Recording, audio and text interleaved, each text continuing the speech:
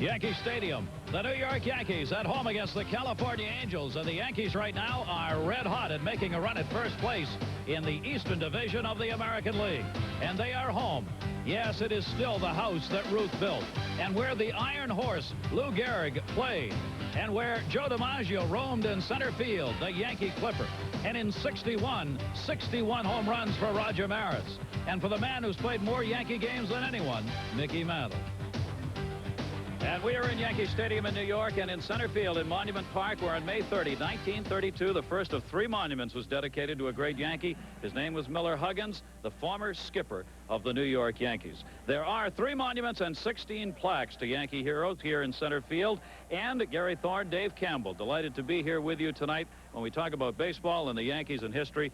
Dave, it all seems to come together right here in center field. Well, yeah, you think about guys like DiMaggio and Mickey Mantle that patrolled out here. The fact that these monuments at one time were in play until the renovation in 1974 and 75. But you think Yankee Stadium, you think World Series.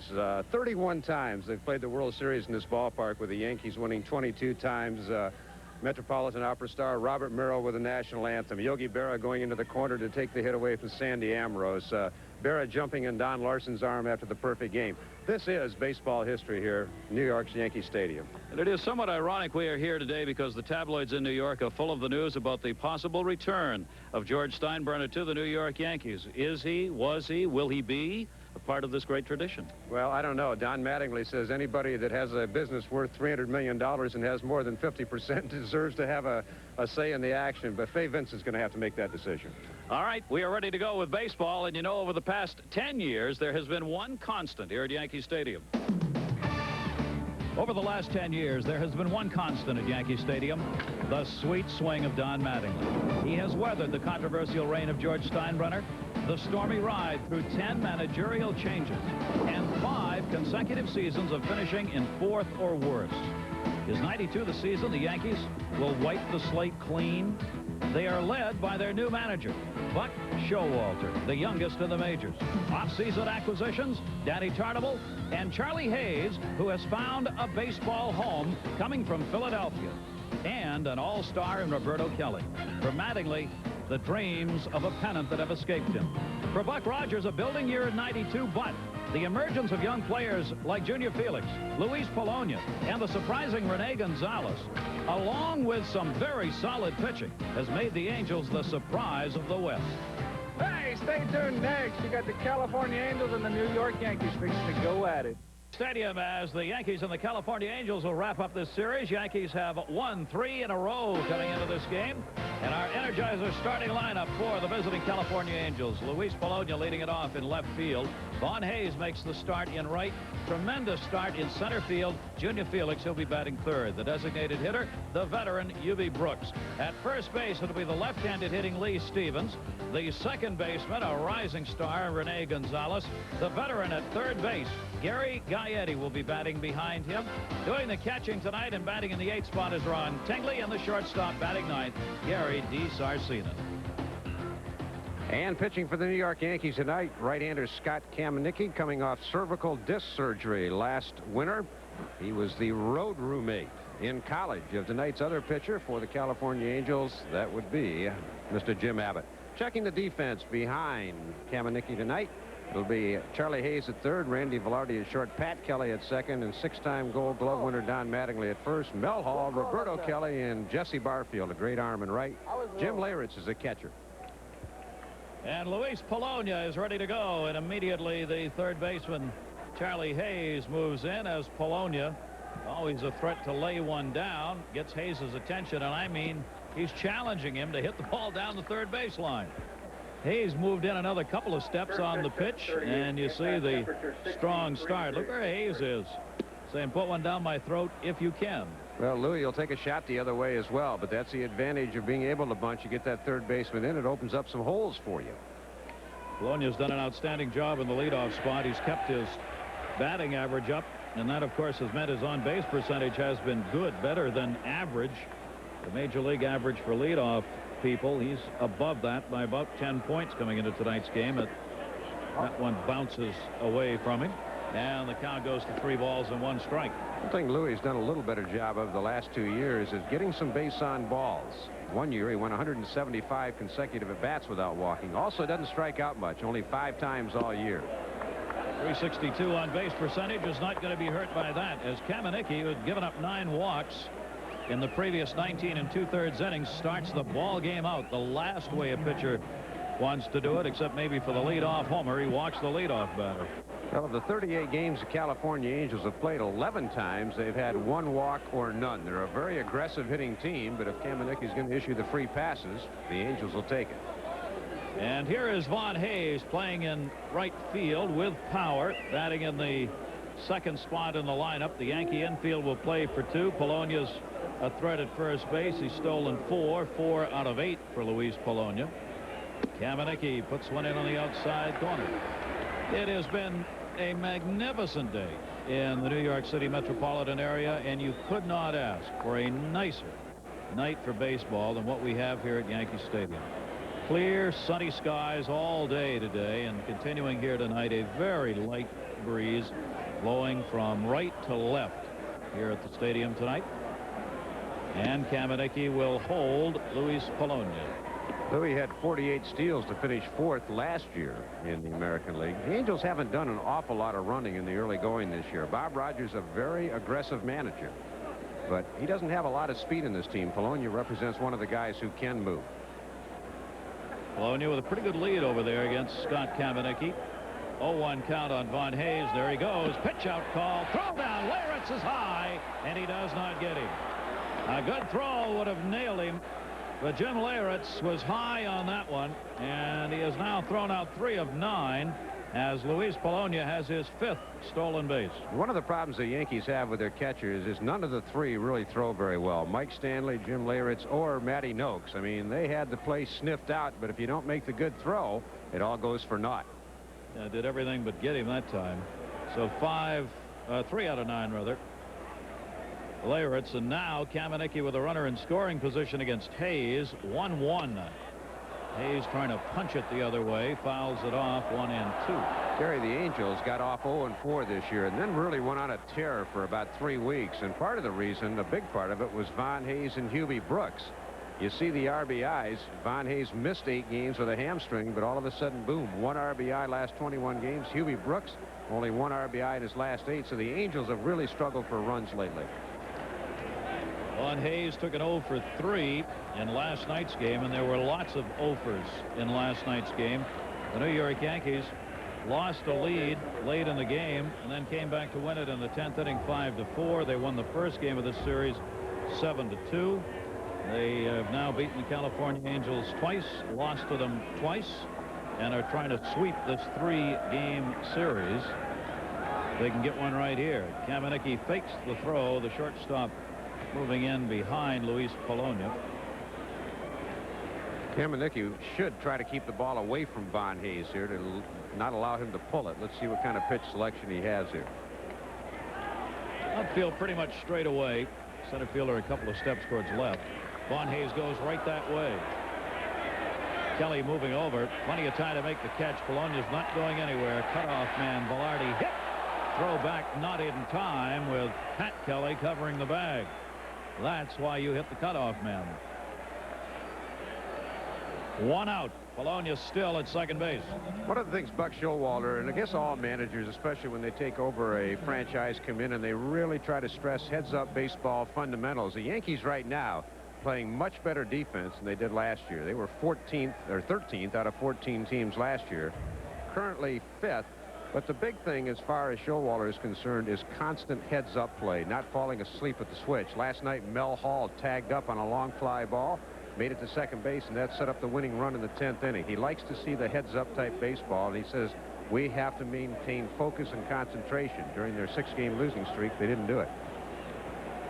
Now the RBI chance falls to Junior Felix with 1 down, just 2 hits in his last 16 at-bats, but one of their better RBI men, in fact, one of the better in the league. He is 3rd behind McGuire and Mel Hall.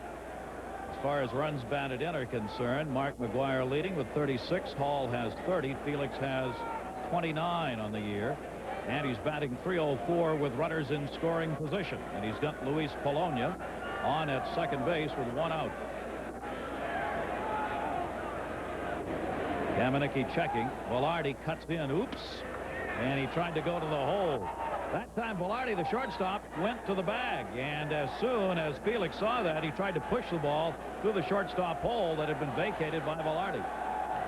Strictly a daylight type play. Velarde thought he saw the opening, but Kamenicki picked that time to come to the plate. Nothing more helpless. That feeling as an infielder when you're breaking one way and the pitcher delivers to the plate.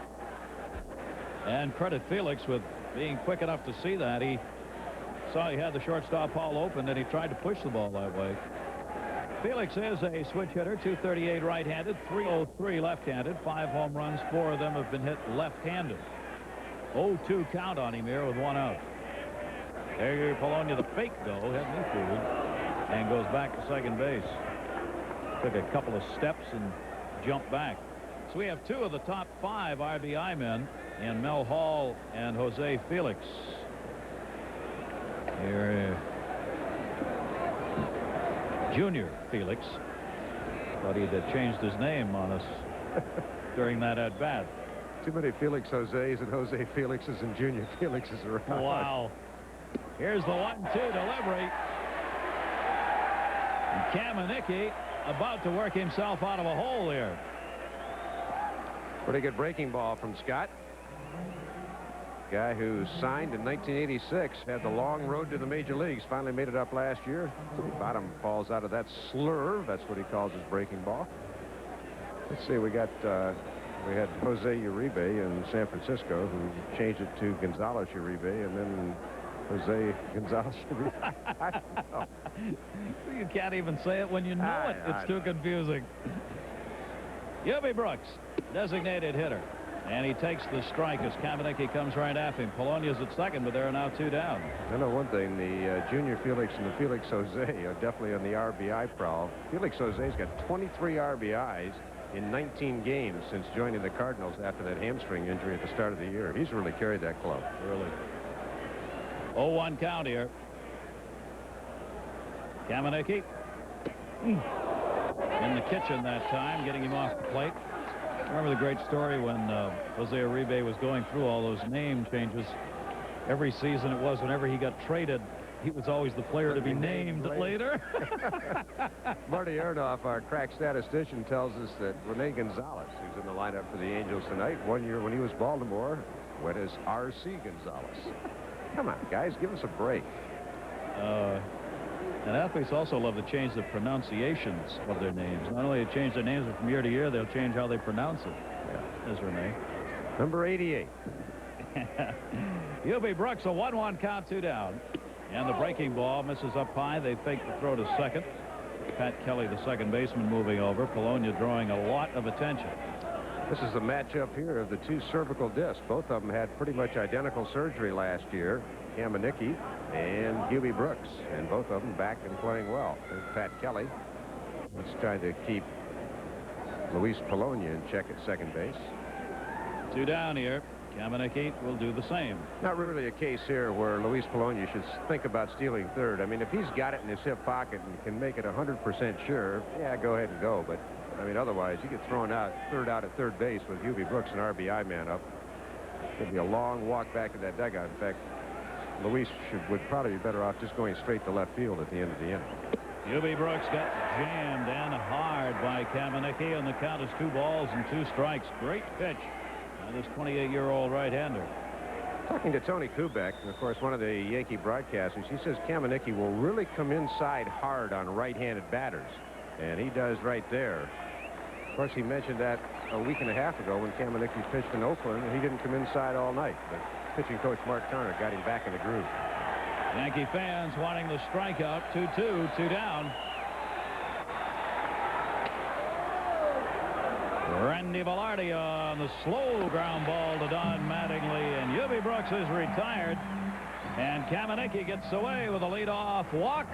Yankees coming up. Averaging about 20,000 per game here at home. And for the New York Yankees, our Energizer starting lineup for them tonight will have Pat Kelly leading off at second base. Don Mattingly bats second from first. Roberto Kelly, one of the league's best hitters in center. Danny Tartable's back in action now. He's in the DH role, batting cleanup. Mel Hall, left-handed hitter, in left field. We've already seen Jim Lawrence at work behind the plate. Jesse Barfield making the start. He'll be in right field. Batting eighth, Charlie Hayes, who plays at third base for the Yankees, and the shortstop batting ninth, Randy Velarde. Probably the best 2 and 5 pitcher in Major League Baseball right now. His teammates have supported him with 1.9 runs per game. They've scored 17 runs in his 8 starts. Only 12 while he's been in there. So Jim Abbott has been a tough luck pitcher. Finished third in the Cy Young Award last year to Roger Clemens and Kevin Tapani. Looking at the defense behind him, an infield that really has struggled defensively. Gary Gaetti has made 12 errors. He's won 4 Gold Gloves, really struggling defensively. DeSarcina has 7 at short. Rene Gonzalez has taken over for Bobby Rhodes at second and Lee Stevens at first. Luis Polonia, Junior Felix, and Von Hayes in the outfield with longtime veteran minor leaguer now getting a shot in the big leagues, Ron Tingley, behind the plate doing the catching tonight for the Angel. Had the pleasure of seeing Jim Abbott work in his last start against Boston. He lost to Roger Clemens 3-0. Clemens was just unbelievable. The Rocket was on at Fenway, and Abbott went 8 innings, complete game loss, gave up 3 runs on 6 hits, walked 5, and struck out 2 in that game. He's 1-3 on the road thus far this season, 2-1 against New York last year, and 4-4 lifetime against the Yankees. And the commissioner, Fay Vincent, is on hand here tonight.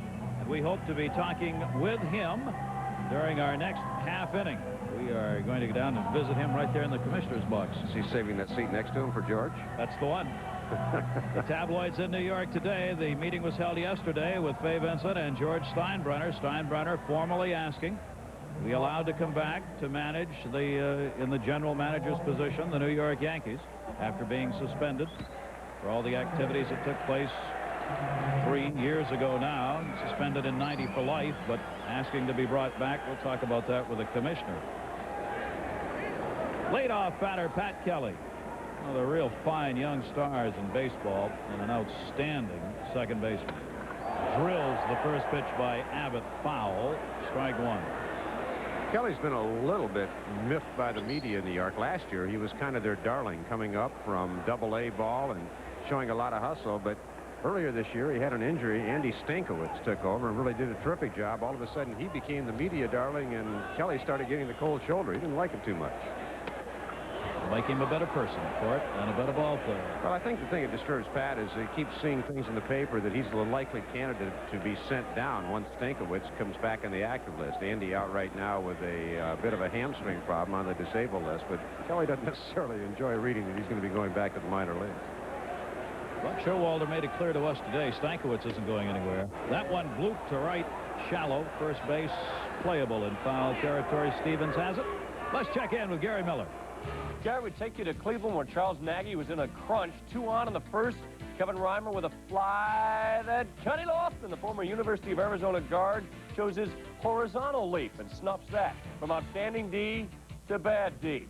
The Twins with a chance to score, and Alomar's throw gets through Olerud. The error allows 2 Twins to score in the first. 5-game losing streak for Toronto, the longest in Major League Baseball going into today's play, so they need some help. Jim Abbott with 1 down and Mattingly up. I think the Pirates just matched that today, if I'm not mistaken. They did. Pirates lost today, and they too have now lost 5 in a row. Here is the Yankee captain. There you see the numbers for Don Mattingly thus far on the season. He continues to push all those big Yankee career numbers up in every category. Abbott gets the strike in on him. And for Don Mattingly, the question of whether or not he could come back, will he ever be that 300 hitter that everyone generally recognizes him to be, perceives him to be? Not answered yet. The bad back that troubled him last year, he says, has corrected itself, and he's been able to redo his stance. Interesting thing about this graphic is we put it up in Oakland a week and a half ago, and Don Mattingly in the last month and a half has had 1 home run. He hit it on the pitch after we put this graphic up. You're hoping again, aren't you? Abbott made him reach for that one, and he fouls it back, and the count stays at a ball and 2 strikes. Even Don says he does not believe he will see the power in Don Mattingly that he had in years gone by. He's become more of a spray hitter. He'll still get his home run on the inside pitch, but not what he's looking for. And that one to center, where there's lots of room in the pastures of Yankee Stadium. Skilix puts it away, and that will retire Mattingly, and there are 2 down here in the first inning. And they're loving this guy, and well, they should. For a couple of days, he was the league's leading hitter. He's now number 3 coming into today's play. Roberto Kelly, Roberto Alomar, and Mike Bordick have moved ahead of him, but only by points, and it varies from day to day as to who's number 1 in the league in hitting. 344 average, 3rd best. Abbott breaks his bat. Gary Gaetti. Oh, throws it into the second row. An error on Gaetti all the way around, and a 2-base error at that. We talked about it at the start of the telecast. Gary Gaetti has got a case of the yips defensively right now. There's no question about it. This is just a routine play. He's fighting the ball all the way. He doesn't know whether to come in, go back. He's just in between. Buck Rogers said he's not real sure of his arm, so he wants to unload in a hurry, and he just airmails. I mean, this is a guy that went 55 consecutive games last year without an error, and that's his 13th in 39 games. And Gaetti's just got a terrible case of the yips right now, and it does happen. You get in fielding slumps just like you do batting slumps. 39th error for the California Angels. Only the Cleveland Indians have made more errors in the American League than the Angels, and that's not something you want to do when you have a pitching staff that the Angels do. Well, you just hope for Gaetti's sake he can work this out. I mean, there's been players who get that psychological block against certain things, and he's winning one right now. I mean, we were Steve Blass with the Pirates, all of a sudden couldn't find home plate. Been many a catcher, Mackie Sasser, the latest of the group, that all of a sudden gets a psychological block against throwing the ball back to the pitcher, and it really starts to weigh on you. Danny Tartabull has the RBI opportunity now with the runner on at second base and 2 down. No score here in the bottom of the first inning. And the ball takes the pitch outside from Abbott. Artie Aronoff wrote a name down. Absolutely right. Steve Sachs, when he was with the Dodgers, had a terrible complex about throwing the ball from second base. He has overcome that. But, I mean, for a couple of years in Dodger Stadium, it was a real adventure. And nobody quite knows why. It's psychological. 2-1 to Tartabull, fouled off. Danny Tartabull, Monday night he broke a 2-2 tie with his first home run here at Yankee Stadium this year. He had been on the DL 15 games. Hamstring problem, right wrist problem, came off the DL last Friday, 5 for 32 since getting back into play with the Yankees. 2-2 count on him. Abbott misses inside, and it goes full on Tartabull. Gary, so much of fielding is rhythm. You field with your feet. You just get in a comfort zone when things are going well. But, you know, even a great pro like Gaetti, you just wonder deep down inside, is he saying, gosh, I hope they hit it somewhere else? I mean, you just don't know. I mean, it's a great human. Right? Yeah, it really is. You don't ever want to feel that way. Tartabull on the 3-2 will foul it off, but you can't help it. What you want now is you want to go out and take about 100 ground balls in a batting practice situation right now and make all the throws to first and then start the game all over again. But that ain't the way it works. Great story in Los Angeles. Tommy Lasorda, the defense of the Dodgers, playing very poorly when Pedro Guerrero was playing third. I got caught. 2 outs. Left field, deep back at the wall, looking up. It's caught on the warning track. Luis Polonia. Tartabull on the inside pitch, trying to pull it out of the yard, and the 2-base error does not result in a run. As we promised, the commissioner is going to be joining us here during this half inning. Fay Vincent is on hand here tonight in those beautiful box seats. Hey, nice seats, Commish. Pretty good, huh? Did you buy that seat, Commissioner? No, I didn't buy it. You know, I said to people, the title of my book would be Nobody Ever Sits in Front of Me. I love it. Lee Stevens against Kamenicki. Hard shot to second. Nice play by Pat Kelly. Stevens is retired, 1 away. Gonzalez coming up. Commissioner, bring us up to date. George Steinbrenner and you and your meeting in the news today, where does it all stand?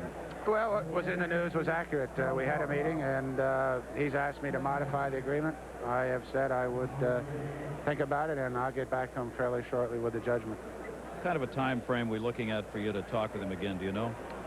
Well, it won't be very long. I don't think it's necessary to take much longer, Gary, so I think we'll get back to him reasonably promptly. Gonzalez up with 1 down and nobody on. He has a 6-game hit streak coming into tonight's play. And the breaking ball is in. Commissioner, last year you talked about concern for the length of baseball games. It appears that they aren't getting any shorter. No, you know, I just got the statistics today. This league's 2 hours and 54 minutes on average, and the other league 2 hours and 46. So, and they're up 4 minutes. Oh, it's a concern. I was talking to the umpires before the game and some of the people in baseball. I think it's a major issue for us, and we haven't done a very good job of addressing it. I know you were quoted last year as saying you'd like to see maybe the umpires expand that higher strike zone. I mean, the rules allow for a higher strike the way they're written, but it seems though very few umpires are reluctant to call that pitch. Well, I think that's right, although I think in the American League this year, at least from my experience, they do seem to be calling the higher strike. But you're right. I think it would be better to have the umpires obey the rule. The rule says the strike zone is from the midpoint between the armpits and the waist, as you know, and it should be called. Gonzalez with a 3-1 count. Scott Kamenicki. Check swing, and no question he went around on that one. 3 balls and 2 strikes.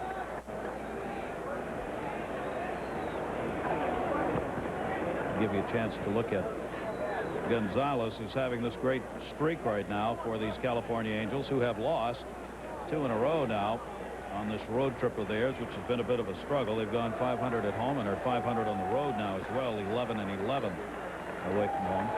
And he fouls it back. It's nice to see him play well, Gary. Buck was telling me before the game that he had this young man in AAA ball and always liked him, so they're back together again. And I remember him at Baltimore. It's pretty hard to get to play behind Mr. Ripken. Yeah, you got that right. Nobody's been able to figure out how to do that yet. That's right. I was looking at the Gehrig Monument today and said a record that should stand for all time, 2,130. Looks like it may not stand for all time. Well, I think that's accurate. 3 ball, 2 strike count, Kamenicki. And he'll be on with a walk. So Kamenicki walked 1 in the first, and with 1 out, walks Gonzalez. Commissioner, the other thing that is probably of some concern, under the tenets of the basic agreement, from what I understand, either side can open up the negotiations this winter if they choose. Do you see that happening? Well, it's premature. I don't know. Obviously, there is major concern within baseball about some of the economic problems. Some of these clubs are in difficult straits, but it's just impossible to predict. I don't think anybody knows at this stage what will happen. Gary Gaetti, runner at first base and 1 out. Yankees playing for 2. Kamenicki's breaking ball whipped into center field. Kelly will be up with it, and that hit hard enough so Gonzalez has to stop, and the Angels with 1 down get their first base hit, Gary Gaetti. That'll make him feel a little better after the error committed at third. 2 on, 1 out. The other thing, it seems to be a continuing mystery, Commissioner, to those of us in the media who are sometimes left a little bit out of things, is the Seattle situation. It seems though it should be a fait accompli, but it seems to be far from that. Well, I think you probably didn't follow the Montreal transfer, which took much longer. These things do take time. There are some complicated problems. I think people are working at them, and I'm hopeful that we'll get done at some point, at least the decision get made reasonably soon. We'll see. Commissioner, let me put you on the spot with one. We continue to read some stories that there may be a minority group of owners who would like to move to get you out of the position and someone else in. Do you sense those kinds of feelings or rumors? Are you worried about it? It bother you when you see those stories? Well, I see them, and I really don't think I'm in a position to worry much about them. I do the best job I can. There are 28 owners, if you will, 26 with the 2 expansion clubs. I'm not naive. I'm not going to please everyone, and there are obviously some people who are less than delighted with the job I'm doing. I think I'm doing as well as I can and trying to do a terrific job, and I have many supporters in baseball and certainly some detractors. Tingley up, 1 ball, 1 strike, and 1 out. I always like to ask you the state of the game from the commissioner's perspective. Well, I think the game, if you will, Gary, it's the most wonderful game ever designed. The game is in terrific shape. Our attendance is up a little bit. We've got that new ballpark in Baltimore, which you know is state of the art and a delight. We have some major economic problems. I think, like every business, there's good news and bad news. I think the economic issues for the small market clubs, those issues are very serious, and I think any right-thinking person would admit that and identify those as serious problems. 2 ball, 1 strike count on Tingley. 2 on, no score. 1 away, and they're both going, and it's popped up behind the mound. Both are trying to get back. Caminecki to second, and they get the double play.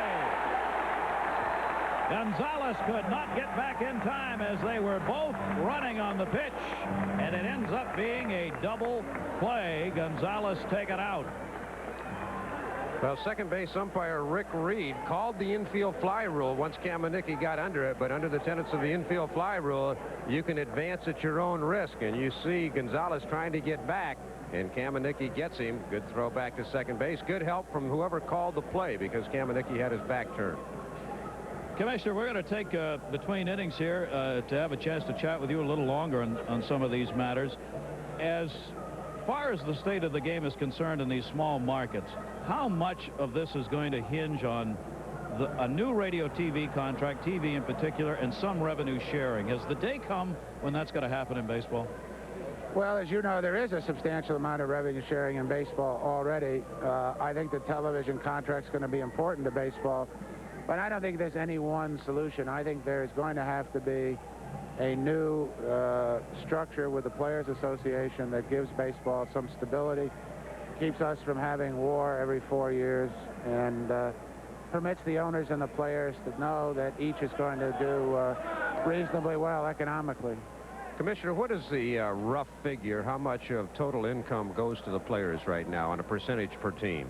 Well, I think it's somewhat close to 40%, slightly under 40%, to which, of course, you have to add money spent on the minor leagues. So I think that the revenue participation proposal that was made last time made some sense, and I would think it may be advanced again this time. How does a salary cap, much like the NBA, sound? Has anybody proposed that? Is it viable? Yeah, it was proposed last time, and look, I think it makes sense. There has to be a system that protects the small market clubs, and that will do it. Otherwise, we're going to have the small market clubs unable to compete. That will affect attendance, and when they come to the large markets, the large market fans are going to be disappointed in the quality of play. Well, you talked about the minor league systems. I know at one point last season I read some stories seemed to indicate maybe the minor league systems are going to have to be dramatically cut back as a way of saving monies. Is that still a possibility? Well, we have an agreement with the minor league operators, as you know.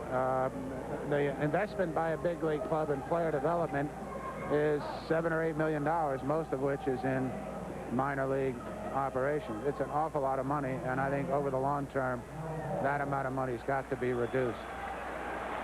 Commissioner, we really appreciate you taking time. I'm going to let you go back and watch the game. Thanks for joining us. Well, nice to be with you both. Thank you, guys. Thank you. Thank you, Fay. Commissioner Fay Vincent watching the game here at Yankee Stadium tonight. We put him on the grill. There were no fluff questions. He is never anyone who will back off No, he's terrific. questions. He may float a little answer, as all executive people have to at one time or other, but he'll never back off. Abbott's pitch is grounded by Hall down to first base. Lee Stevens is there, takes it to the bag. You folks want to keep that on your VCR. That may be the first baseball game in network television history where there was not a commercial between innings. I hate to think what's coming.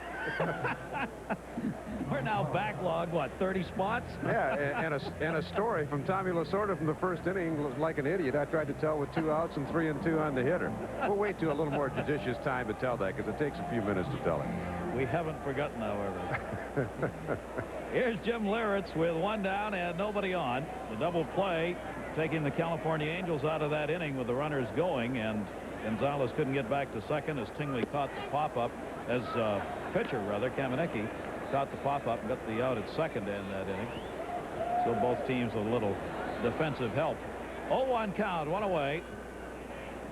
Abbott working to Liritz. Liritz 2 for 8 lifetime against Jim Abbott. One of those 2 hits a home run off this left-hander. Well, I'll try to tell it quickly. The Dodgers were really struggling defensively, and Lasorda called a clubhouse meeting. Pedro Guerrero was playing in third. Steve Sachs, we mentioned, had those throwing problems at second base. And Lasorda says, you guys have got to play with confidence. You got to have more confidence. And Pedro was sitting over there with his head down, and Lasorda looked at him and said, Pedro, what's wrong? He says, Skeef, I think I know want the ball hit to me. And he said, no, Pedro, you got to have more confidence. He says, say something else. He says, I don't want to hit the sacks either. And 1 ball, 2 strikes. And that'll be fouled off. I can hear Pete saying that, too.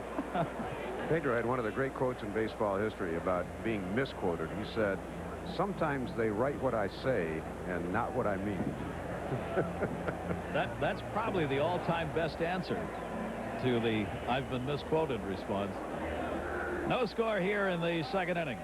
Gary Thorne, Dave Campbell, the commissioner, about 20,000 others. I was talking to Dave before the game about that. New bat picked up by Liritz as he steps back in. A little disappointing early on here for the Yankees as far as the attendance is concerned. 1-2 delivery by Abbott.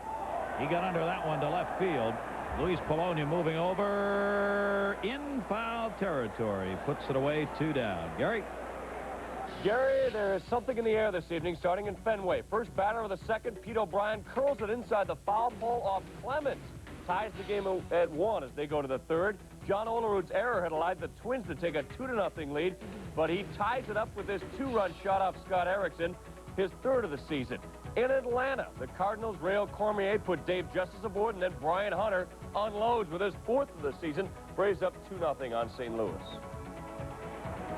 Thank you, Gary. And they, of course, are all chasing Mark McGwire. 17 home runs to lead the majors. Here is Jesse Barfield. 2 down, nobody on, no score. Barfield, a couple of hits in his last 16 at-bats. You see that average. It has been a long month for him. Trying to get things going again here against the left-hander. He's 5 for 27 off the lefties this year, so that Showalter wants him in against left-handers. Try and get that average up. 1-1 by Abbott. Missed in no, caught the inside. Paul Molitor said really the difference in Abbott last year was learning to throw inside effectively. Jimmy always has been able to keep the ball down and away, but coming inside effectively, like that pitch to Barfield there, Paul Molitor said that's what really made Abbott a big winner. Abbott is 9th in earned run average coming into this game. He finished 4th in the league last year in ERA at 2.89. 18-game winner, 18-11. This season, 2 wins and 5 losses, but as Dave said, they just have not been able to get the offense going, especially when Abbott has been on the mound. They don't score, he doesn't win. 2 balls, 2 strikes on Jesse Barfield. And he comes inside again, and it's full. Think about the Yankees' attendance. Last year, the Yankees were under 2 million. First time since 1984 that they hadn't drawn 2 million. They're averaging under 20,000, and granted, it is very early in the year. Fisted that one to second base. Gonzalez will make a quick throw, and that'll take care of Barfield and the Yankees. As they do not convert, we've completed 2 here at Yankee Stadium. Yankees and Angels, no straight shot. That facade up on top of the stadium. Kamenicki against DiSarcina. Gary DiSarcina batting in the number 9 spot with Polonia and Hayes to follow. See the shortstop's numbers on the season. 2 for his last 16. The road trip has been tough on all the California Angels. When they redid the stadium here, they kept in the outfield atop all those billboards and scoreboards where the flags are, that old facade, which was one of a kind. There's nothing like it anywhere else. There are portals you can see through. It's almost like the porch of a house, and it is unique to Yankee Stadium, and they were very wise to maintain that look right there when Yankee Stadium was reconstructed. And it really looks great as you look out from the seats on that outfield viewpoint. 1-2 delivery, great breaking ball. Wow. Kamenicki really bent that one. Lee Sarcina's a strikeout victim. Boy, Kamenicki a lot sharper than we saw him a week and a half ago. Great looking swerve. That's what he calls his breaking ball, or slurve. Right on the black. He's riding the fastball inside. He is pitching just the way a good pitcher does. In and down and away. You do that, not too many guys are going to be hitting the baseball hard. Lee Sarcina striking out for the 12th time in the year. Is the first out. Luis Polonia fouls it off. He walked his first time up. Friday night here on ESPN, you'll have our ESPN Major League doubleheader starting at 7:30 Eastern. The Oakland A's coming east to take on the Boston Red Sox, followed at 10:30 by the New York Mets, who remain on the West Coast, taking on San Francisco. Friday night doubleheader. Randy Velarde and Luis Polonia retired on the throw to Mattingly, 2 down. Velarde played third base last night, ended up with a game-winning hit. He's been moving around the infield. Mike Gallego, he's back from the DL, but struggling a little bit offensively, so Buck Showalter decided to stay with a hot bat tonight and give Gallego a night off.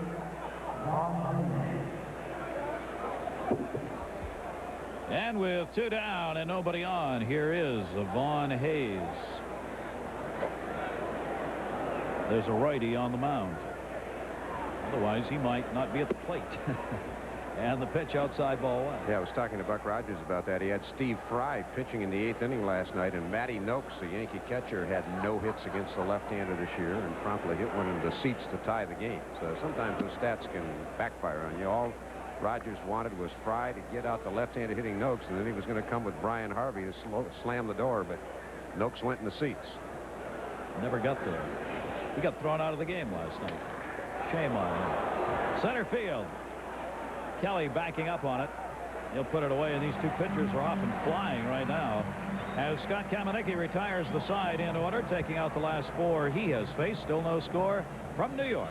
American League West, Oakland, Chicago, Minnesota, Texas, California, separated by 3.5 games. California Angels right now playing 500 baseball, 3.5 out.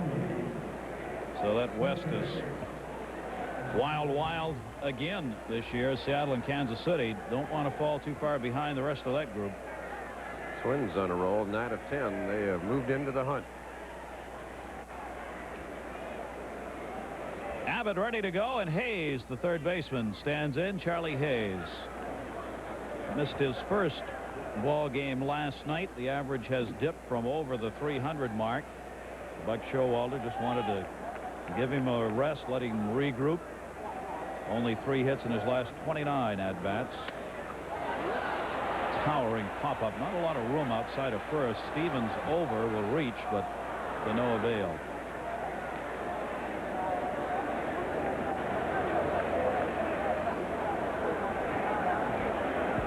The 35-year-old skipper turns 36 this Saturday. I know that because my partner researched that in his press guide before the game tonight. That's because everybody was wishing him happy birthday before the game at the clubhouse, and I was trying to figure out when his birthday was. He said, don't talk about it. One great thing about being young is you have young children, too, and his daughter, Allie, 5 years old, was out at the stadium on Sunday when he had that little tete-a-tete with Tony La Russa. And she got in the car after the game. She said, Daddy, did you lose your temperature? And he said, yeah, I did. I won't let it happen again. And she says, well, that's good, because it kind of embarrassed me. I love it. Polonia coming hard. DiSarcina gets out of the way. And Luis Polonia retires Charlie Hayes. Gary, just in case you don't remember, on this date back in 1925, the Indians beat the Yankees with 6 in the bottom of the 9th. Tris Speaker scored the winning run from first base on a single. He flew home and gave the Indians the win on this date. And I bet he tore the catcher up when he scored the run, too. 1 down, and here is Velarde. And Abbott staying inside on everybody, and it's fouled off. Randy Velarde, 3 for 13 lifetime against Jim Abbott. Those are his numbers thus far on the season. They give Velarde to the middle in the infield. Abbott stays inside but misses down low. 1 ball, 1 strike. Jim Abbott this season, left-handers hitting .229 off him, right-handers .247. He's given up 3 home runs, all to right-handers. 1-1. One of the great successes for him, the reason he can pitch against both right and left-handers, he can come inside both ways. That'll keep you honest. Lifetimes, lefties have had the better of it average-wise. See that Steve Avery with the Atlanta Braves, left-handers hitting him at a 419 clip in the early going. Very unusual. He's got great stuff. One thing you need to look at sometimes on those numbers in particular, have they faced many batters? Have there been many at-bats from that particular side? Sometimes they've gone 3 for 6. Yeah, the other thing is that most times when a left-hander stands in against those guys, it's usually the best hitter in the lineup. Yeah. The Tony Gwynns of the world and people like that. Dave Magadins, they hit left-handed. Will Clark, so number's going to be a little bit inflated. Most of the time they platoon. Abbott here with a 2-2 count, and Velarde again on the inside pitch, pops it up. Stevens first wants it and will put it away, and there are 2 down here in the third. These are 2 roommates pitching tonight, Scott Kamenicki and Jim Abbott, University of Michigan. They were there together. There's the picture of the '86 Wolverines. They are both in that picture. Abbott, left and top, and seated is Kamenicki, who was a senior. Abbott was a freshman. Indeed, and also during his tenure at the University of Michigan, Kamenicki played with Chris Sabo, Barry Larkin, Al Morris, 3/4 of the Cincinnati infield. How about the fact these 2 were roommates? On the road, Abbott was roomed with Kamenicki. That'll get the job done right there. Well, back in Ann Arbor tonight, they ought to be watching, huh? Yeah. And mighty proud. Wanted, trying for the base hit. Couldn't be any easier for Stevens. And Kelly is retired, and Abbott sets the Yankees down in order again. He now has retired the last 7 Yankees to face him.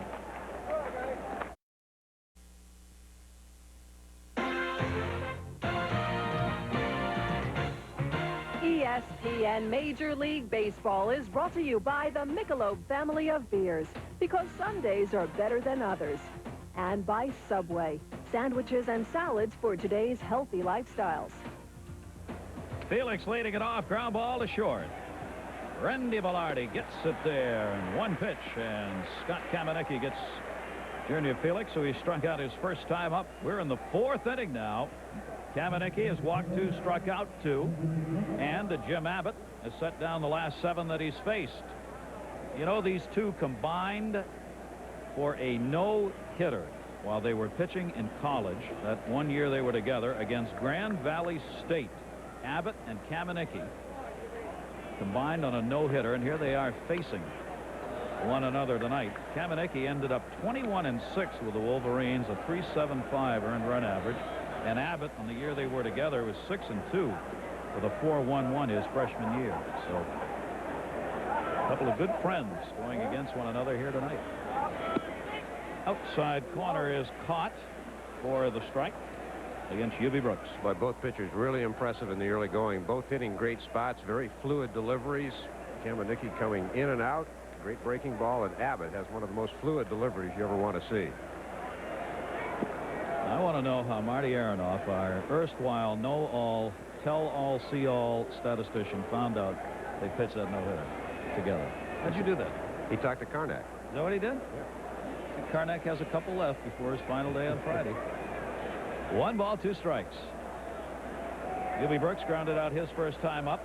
California's left 2, 1 in scoring position. Yankees left 1 in scoring position. That was in the 1st inning. Probably because Marty's covered the College World Series in the past. Look at him smiling. I got it. He knows all things. That's very true. Here's the 2-2. Oh, look out. He almost wiped out the bat boy. Kamenicki strikes him out, and the bat came all the way back on the fly against that padded facade. You'll be taking a look, but it was the bat boy he almost cleaned out. Well, the axiom in baseball is always keep your eye on the ball. In this case, keep your eye on the bat. And quick work by the bat boy. He just escaped that one. Lee Stevens had moved out of the way. Eubie's going to keep his helmet on just in case anyone wants to retaliate. 3 strikeouts for Kamenicki. And quickly there are 2 down here in the 4th inning. Stevens grounded out his first time up. Rodney Dangerfield would say, tough crowd, tough crowd.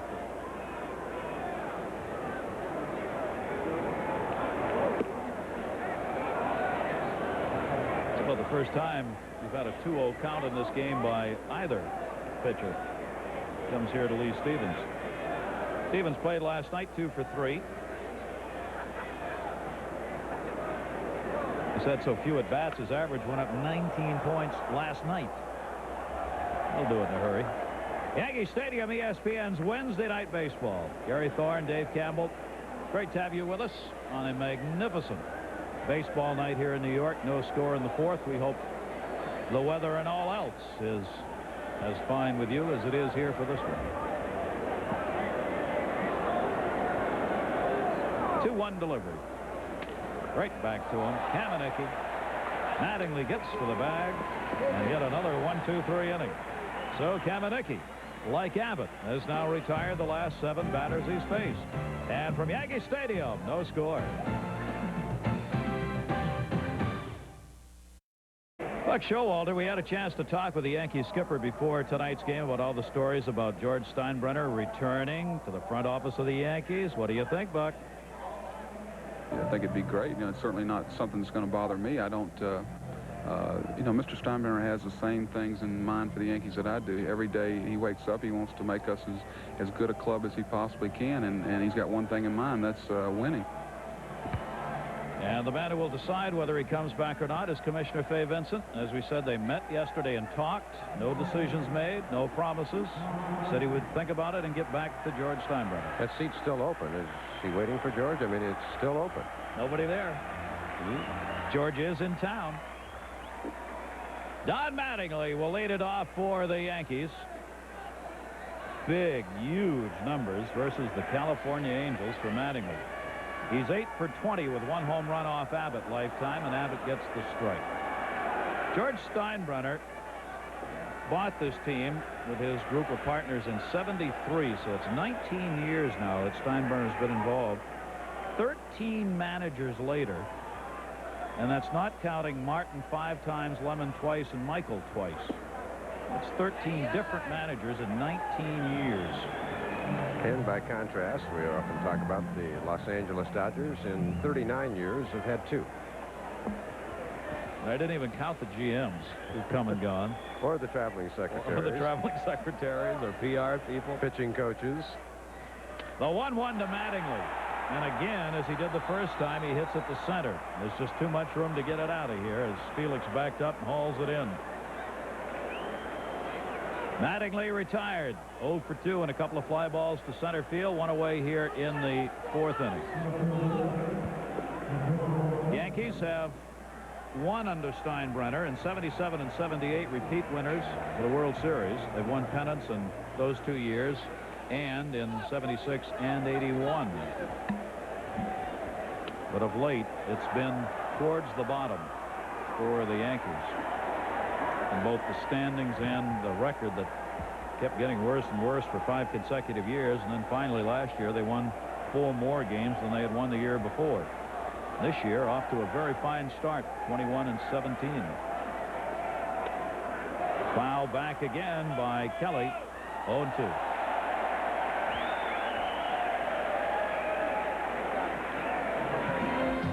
This Sunday night on ESPN, it'll be John Miller, Joe Morgan, and you'll see Cecil Fielder, the Detroit Tigers, Kirby Puckett, and the world champion Minnesota Twins. 8 o'clock, Twins and Tigers from Detroit's Tiger Stadium. The 0-2 to short. DeSarcina over to Stevens, 2 down. I don't know if you folks had a chance to see our open tonight, but Gary and I walked out in the monument area and did an opening from out there. If you ever come to Yankee Stadium, you got to take a tour of the monuments and plaques out in center field. It is baseball history. Unbelievable. You really do feel like you're in a shrine, don't you? 3 monuments, 18 plaques, including 2 for 2 different popes that spoke here. A beautiful garden surrounding it out there. Tours are now given and you actually pay, but don't react too strongly. The money goes to the Yankee Foundation when you visit there, and you have to called to get on a tour. It's not readily available, unfortunately. 1-0 delivery fouled off, and the money raised from the admission monies paid to go into the monument in center field in that area go to the New York City youth for youth programs, including baseball programs. I think the Yankees have done a terrific job. The only one I'm wondering why maybe they don't have a plaque up yet is Ron Guidry. I mean, he has some sensational years here. The Bull fouls it back off Abbott. 1 ball, 2 strikes. Names like Rizzuto and DiMaggio and Mantle and Dickey and Berra, Allie Reynolds, Lefty Gomez, Casey Stengel, Miller Huggins, Joe McCarthy, just some of them. Struck him out. Danny Tarnable retired, and the Yankees have not been able to find the key to Jim Abbott. He set the side down in order the last 3 innings. Well, the line tells you the story. I mean, folks, not much offense. Gary Gaetti's had a single in the 2nd inning. That has been it. Rene Gonzalez, Gaetti, and Tingley due up here in the 5th inning against Scott Kamenicki, making his 4th start, and it's down low, 1-1.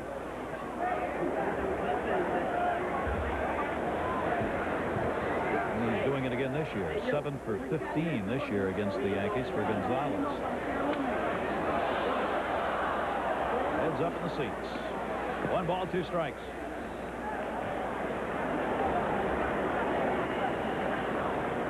Looks like somebody with pretty good upper body strength coming into the year. He had 6 major league home runs and over 800 plate appearances. This year, 5 home runs and 86 plate appearances. Another guy who's bulked up. Got it from reaching out for those tips when he was an usher at Dodger Stadium in college. Bulked up those hand muscles.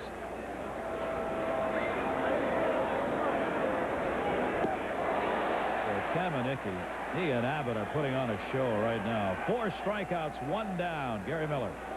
Budweiser takes you to Toronto. It was a 2-all game. Greg Gagne facing Todd Stottlemyre on his 27th birthday. Some present.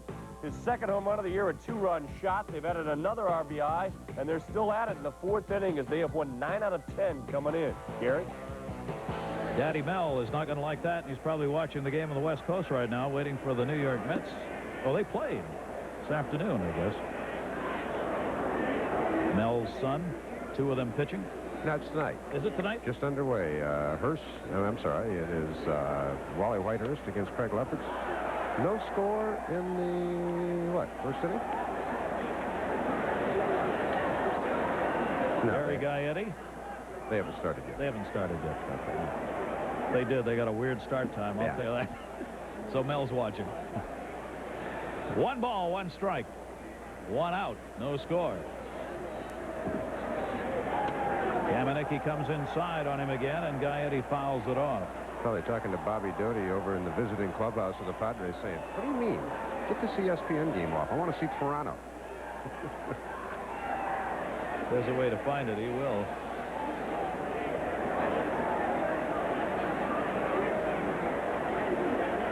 Here's the 1-2 delivery to him, and chopped foul. That hit him in the batter's box. Oftentimes talk about when pitching is in vogue, the first pitch strike is so important. Well, just to illustrate that tonight, Scott Kamenicki, 12 out of 16 batters he's faced throwing a first pitch strike, and Jim Abbott, 11 out of 13. Get ahead, and the rest gets a lot easier. Well, the Yankees love to see Kamenicki come along, and the Angels, of course, have got to have the outing from Abbott, as they are going to rely on their pitching again this year. They were 2nd in ERA in the league last year, 3.69, so their big starters need to come through again. Their hitting is somewhat suspect, and right now both these guys, these former roommates, putting on a show. Breaking ball to left field. It had been a fastball. He might have got it out of here, but Hall's going to settle under that one, and Gaetti's retired on the off-speed fly ball. 2 down. Gary might have jammed himself. He saw that hanging curve, tried to jump on it, and I think the ball got in on him.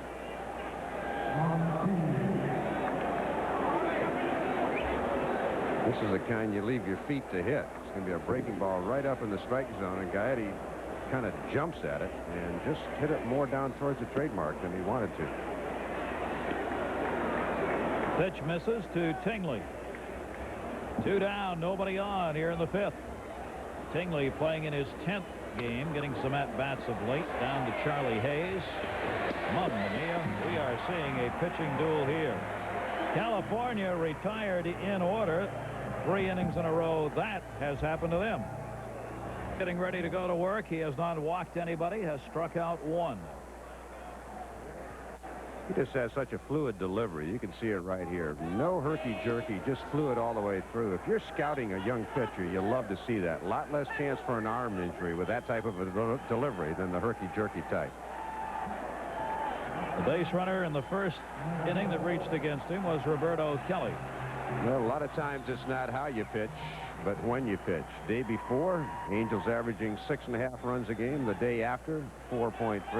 The day he's pitched in his 8 starts, 1.9 runs. And as they say, he could sue for non-support, and it would be a no-brainer. I mean, even a lawyer like you could win that case. I wouldn't defend him. I'd just tell him to no-low. Here is Mel Hall. Mel's on a streak right now. He's been hitting the ball well. 2 for 4 last night. 7-game hit streak. He'd 11 for 28 during the streak coming into this game. To short. Lee Sarcina. Look out. Stevens. Oh, Pickett. Oh, baby. He came up with that one out of the dirt, out of nowhere. Nice pick. Come on, Lee, smile. We know you had it all the way, but smile. I mean, those kind of throws that they grab way out there like this, those are the tough ones. Those little short hops aren't as tough, but that one hit about 5 feet out in front of him, and he made a terrific play there.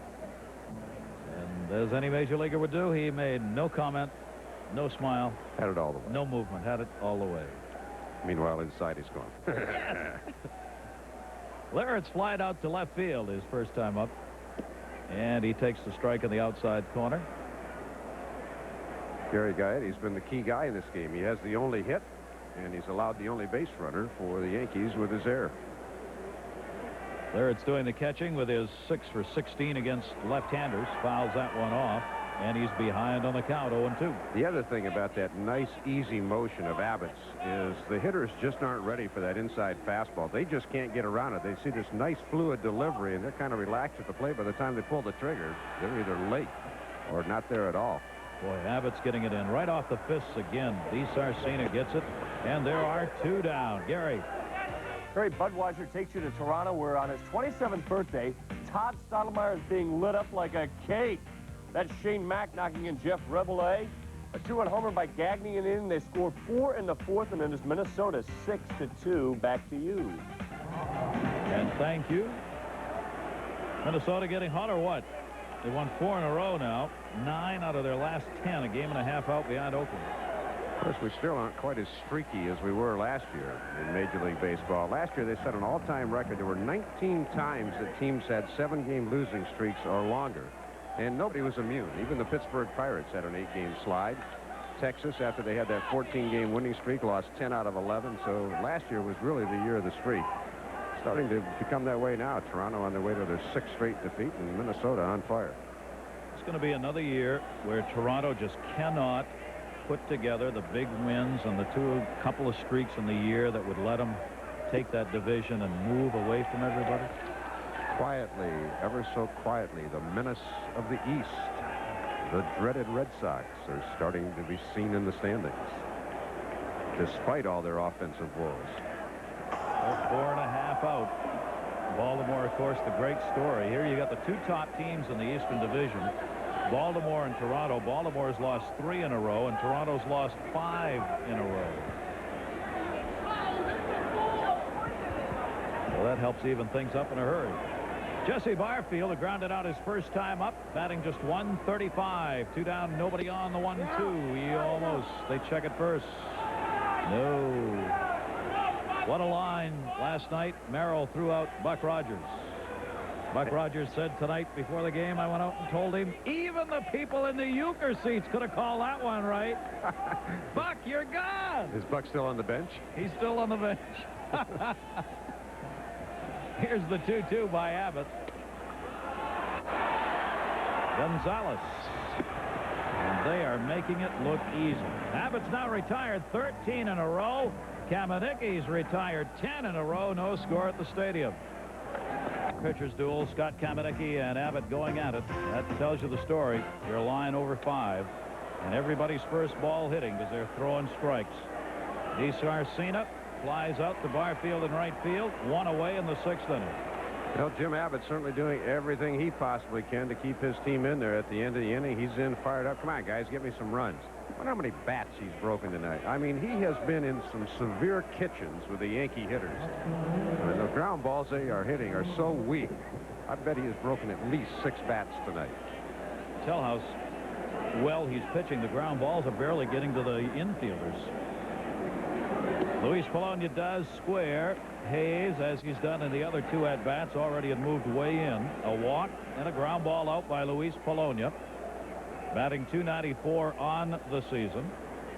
There you see Hayes at third base. Not going to give him any room. And he goes that way, and he's going to have himself a base hit. Nell Hall will get it back in, and the speedster is on for the 2nd time. This time with 1 out in the 6th inning. The 2nd hit, both singles, off Kamenicki.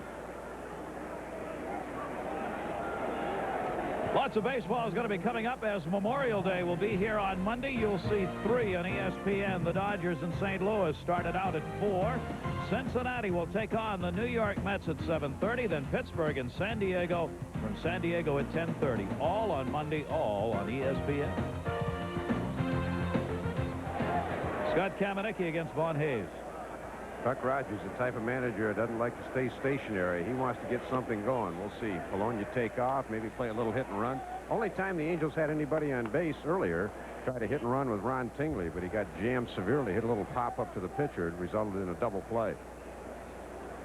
Buck Rogers up front, leaning, passing along the signs. California Angels, 8th in stolen bases in the league. Polonia will be taken back. The Angels finished 13th in runs a year ago, and they finished 13th in home runs and lost 40% of their homers with Winfield and Joyner leaving. So going into the season, Rogers knew that he said, we're going to have a dirt dog offense. We're really going to have to scratch and claw, move runners to get runs. Started out like a house of fire. They scored a lot of runs, but they've gone into a real drought here in this road trip. California, 2 numbers they've got to be concerned with. Even though they are 8th as a team in batting average, they have fallen to 10th in runs now. They are 9th in slugging and 11th in on-base percentage. Those 2 numbers, slugging and on-base percentage, if you want to know where a team stands generally, you take a look at those 2 and it'll tell you. If you're 9 and 10 in those departments, you're probably 9 and 10 in the league, in the standings. Pitch out, not going, and almost not a pitch out. Kamenicki looked back as he tripped delivering it. Liritz was moving out and had to come back in to get it.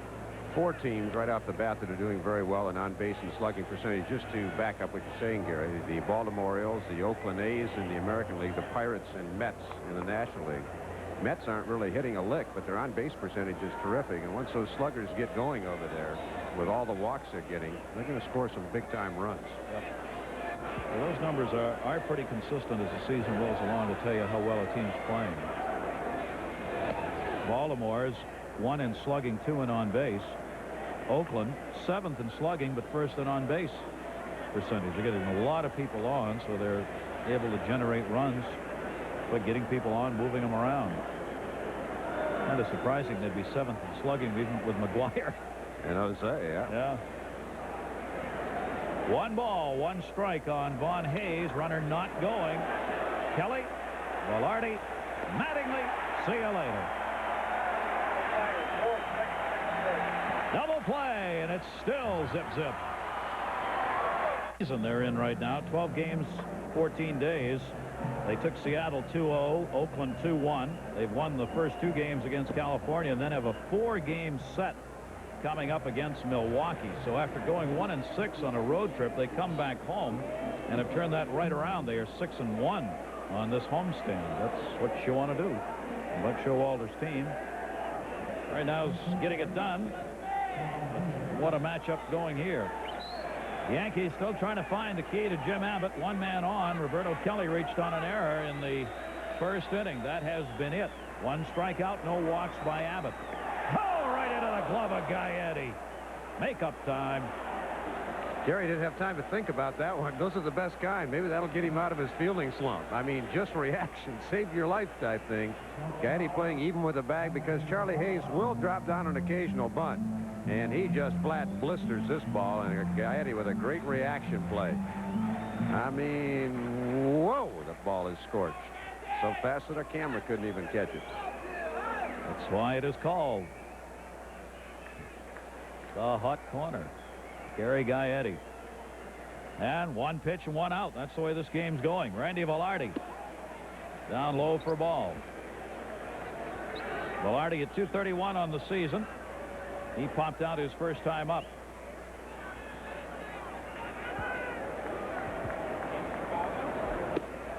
He went 1-1. Well, that just goes to prove that the best Italian food still is in New York. 360 at home, 136 on the road. In the Village? Didn't that prove that? Yes, absolutely. If this game keeps going the way it is, I'm going to enjoy some of that. Here's the 1-1 by Abbott. Center field, deep, back, Felix, warning track, wall, makes the catch!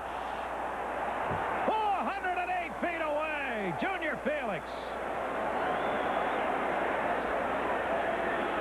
All of a sudden, the New York Yankees, who were getting their bats broken, have hit 2 rockets. Randy Velarde went over the center field fence in a game we did a year ago against Nolan Ryan. He has surprising power straight away. He really hammers. Abbott getting the fastball out over the plate. Great jump by Felix. Junior gets there, puts the hand out to brace himself against the wall, and a terrific play. Nice call, by the way, Bert. Ooh, Randy Velarde can't hit a ball any harder than that. Maybe never has. Here's Pat Kelly 0 for 2. Yeah, remember when Don Larson had the perfect game in '56? Mickey Mantle made a long running catch to save that day. 2 down, nobody on, and that's down the right field line towards the stands and into them.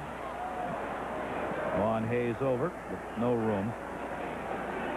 2-strike count. Bad thing about the American League, at least in the National League, a pitcher who's struggling to get runs like Abbott could at least hit for himself. Abbott, despite the fact he only has one hand, had a triple in spring training a year ago against Rick Russell. He is an amazing athlete, Jim Abbott. The 0-2 delivery, swung and fouled it off. We had the game here on ESPN, Abbott and Roger Clemens last Friday, and mentioned during that broadcast what I think is one of the wonderful ironies of this game. This man who came into the league with only one question about him, could he field his position, last year had more chances than any other pitcher in the American League and made only 2 errors, both throwing errors. Also had a number of votes for the Gold Glove. So those questions have long since been answered and are gone. Look at the numbers. Look at the zeros. Look at the strikes. 0-2 is bounced. 2 balls, 2 strikes, 2 down. Jim Abbott, an all-state quarterback in high school and football. I read a note that he never had one fumble snap in his entire high school career. Nice stories about a couple of other young men who are trying to follow in Jim Abbott's footsteps with the same advantage. Line into left field. The Yankees have a hit. Pat Kelly with 2 down in the 6th inning gets the first hit off Jim Abbott. Well, for 5 innings, he was just unhittable, but he's been getting the ball in the middle of the plate this inning. He's had 3 balls hit well. And finally, the Yankees find a hole. But again, a slider in the middle of the plate. And DeSar Sr. can't handle this one. And Jim knew he made a mistake, and sometimes you get away with it. He got away with 2 in the inning, but not the 3rd time. Well, the Yankees now will try and build a 2-out rally here. Kelly on at first base. And here's Don Mattingly. 228 on the year. Abbott up high, ball one. Mattingly's put the ball in the air twice on Abbott, the center. You see he has very good numbers lifetime, including one home run off this left-hander. Mattingly 9 for 41 against left-handers this year. And Donnie pops it foul, no play. 1 ball, 1 strike.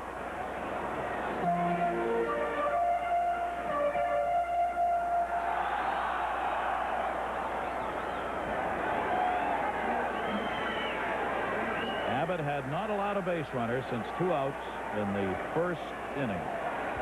Prior to that base hit by Pat Kelly.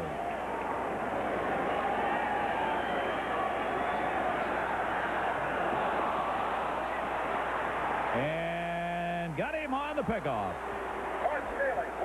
They'll call it a caught stealing since he was on his way. 1-3-6 retires him, so he still faced only 3 here in the 6th. There's still no score. 2 left on by the Angels, 1 by the Yankees. Each team has had a man in scoring position at second base. And nobody's gone any further than that in this game tonight. And Junior Felix will lead it off. 0 for 2, 2 for his last 18. Don't ask. I don't want to answer. And he hits the ball to center. Pretty good ride. Kelly. Oof. Almost misjudged that ball as he went up against the track. So center fielder to center fielder, and 1 away, Gary. Gary, Budweiser takes you to Skydome where things are getting interesting. Behind the back of Derek Bell, Kelly Gruber had just homered. Larry Young comes out to warn Scott Erickson. He's been having conversations all night long with Cito Gaston, and the bench is empty. Now, not much happened, but it has been an interesting game. 3 home runs in it. Minnesota leads 6-3 in the 5th. Well, boys are active. Breaking ball misses down low. Ball 1 to Brooks. 5-game losing streak can make you testy. Does that, doesn't it? By the way, the don't ask was, I figure you're going to ask how many times the guy makes the great play lead off. That was going to be the question. Okay. Kelly puts the tag on and needed to as Mattingly was pulled off the bag. Brooks retired. He's 0 for 3. The great catch made by Junior Felix. Abbott right there to congratulate him after he hauled that ball in at the wall. And then he gave up the hit and shucks. Yeah. And then he went over and said, guess what, Junior, you're leading off. And he said, what are the chances that... I finally figured out American League 1 in 10, because if the pitcher makes a great play, he can't lead off, so... That's right. That's right. Okay, we got that figured out. We think we have it figured out. Here's Lee Stevens. 0 for 2 in the ball game. He'd just as soon not play against New York by the looks of those numbers. Kamenicki. Number 1 draft choice of the Angels a few years back, Lee Stevens, and tore up Edmonton last year. Still trying to make the adjustment at the major league level. 2-11 on the year, and Kamenicki floats one. The off-speed pitch misses outside. 2 balls and 1 strike. Certainly got the prototype first baseman body. 6'4", lean, strong. Had a little bit of a slow bat last year. Never forget a game I saw. In fact, it was during the 1990 season. White Sox, Angels, 2-0, 2 on, top of the 9th. Bobby Thigpen is blowing gas, and I mean, Stevens is just barely chipping it foul, and all of a sudden, Bobby decided to throw a changeup. You don't do that to a guy with a slow bat. He went straight away center field for a 3-run homer. Perfect pitch. Kamenicki with 2 down in the 2-2, and Stevens chops it to second base. Pat Kelly over to Don Mattingly, and the side's retired in order, and he's still on a roll from Yankee Stadium in New York. 7th inning stretch time. Hands to their feet, hoping to witness baseball history. The Mick hit home run number 500 and became the first switch hitter ever to reach that mark. 3 standing ovations at Yankee Stadium for their beloved hero, whose ailing legs could barely carry him home. This 20-time All-Star had to call it quits the next year, and baseball lost a great player, never replaced.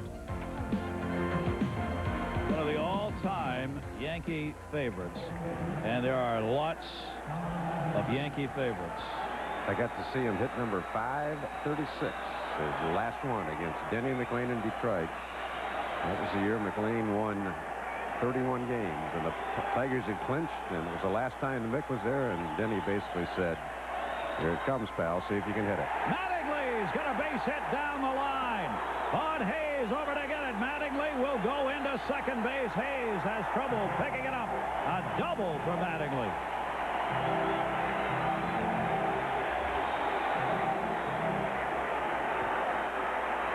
The 9th two-bagger of the year. The pitching's been so good, Eddie Layton at the organ plays the Hallelujah Chorus.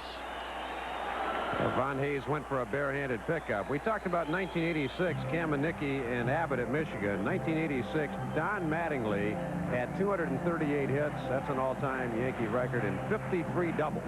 Also a Yankee record.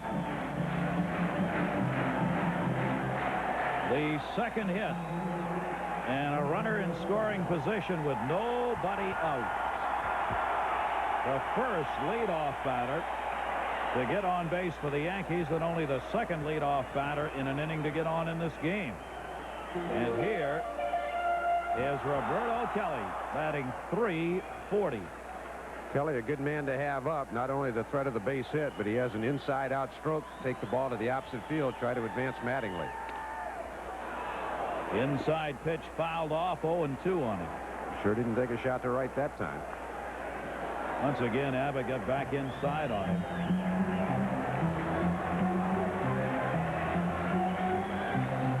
Mostly strikes.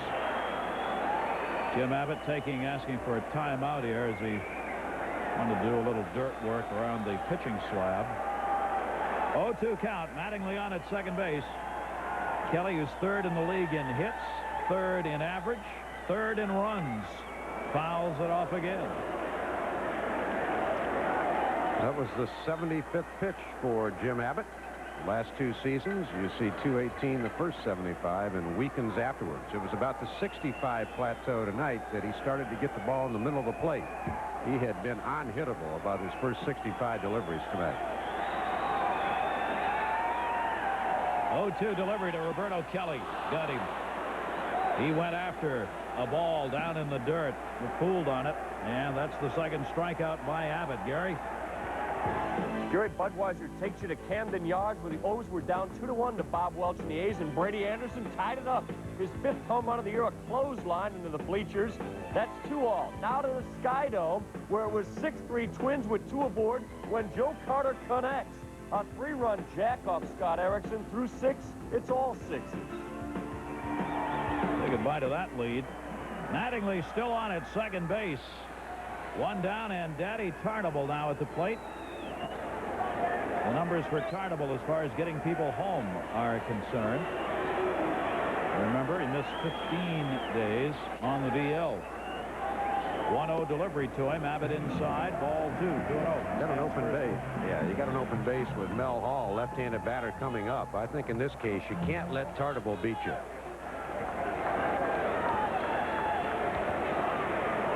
And he's 5 for 23 now against Abbott lifetime, and Abbott not giving him anything to swing at. 3 balls and no strikes. Ron Tingley looking in, and Buck Rogers gives the 4 sign, so they will walk Tarnable now. But that was showing a lot of confidence in his young pitcher. He let Abbott take 3 shots, pounding him inside, then says, let's give him the 4th wide one, and that'll go down as an intentional walk. Tarnable draws the intentional pass. Mattingly, of course, remains at second base, and with 1 out, sets up the opportunity for the double play. Mel Hall has grounded into a couple of them thus far this year. Abbott, who is a ground ball pitcher, will try and get one right here to get himself out of the 7th inning of a scoreless game. Up until last year, Mel Hall was the automatic out against left-handed pitching. 164 lifetime going into last year. Then he hit .309 against lefties. And you also see what he's done with men in scoring position. Not too shabby. And he takes a big rip at Abbott's fastball, strike one. Mel said it was just basically a matter of getting some at-bats against lefties. He went to the plate 173 times last year against southpaws, hit .309. He said before, he said, I would only get 28, 30 at-bats a year against left-handers, and you don't see them very often. You're not going to hit them very well. Mel Hall leads the league in doubles with 10th in slugging percentage, second in runs batted in. 0-1 count, 2 on. Missed inside, 1-1. Abbott pitching for his very life right here. The way his offense has been going tonight, the way Kamenicki's going in that great Yankee bullpen, he is facing his first real critical situation in the ballgame, and he knows he can't afford much margin for error. 1 ball, 1 strike, 1 out, 2 on. Mattingly at second. Jockeying with DiSarcina, the shortstop, and Abbott steps off. First base is Tartable.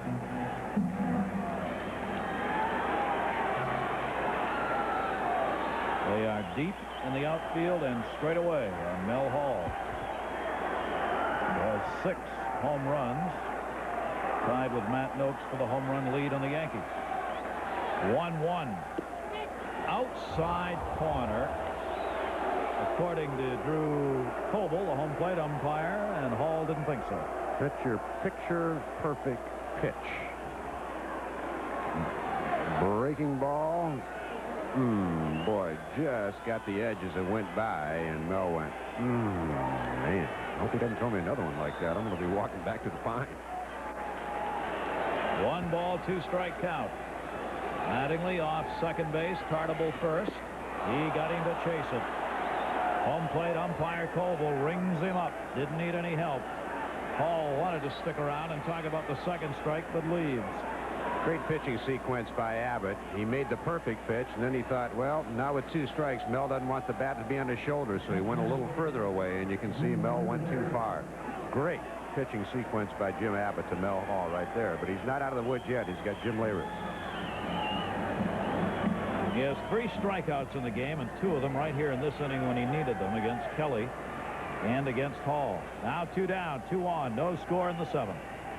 And the battle comes down to Leyritz, hitting .346, inside again.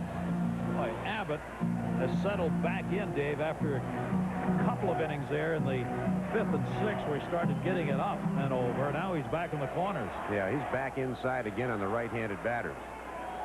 Gets them inside conscious, then throws the breaking ball when they're trying to get the bat out front. Broke the bat, may fall in. Mattingly coming, he's going to score. Picked up by Felix. His throw not in time. Yankees lead 1-0.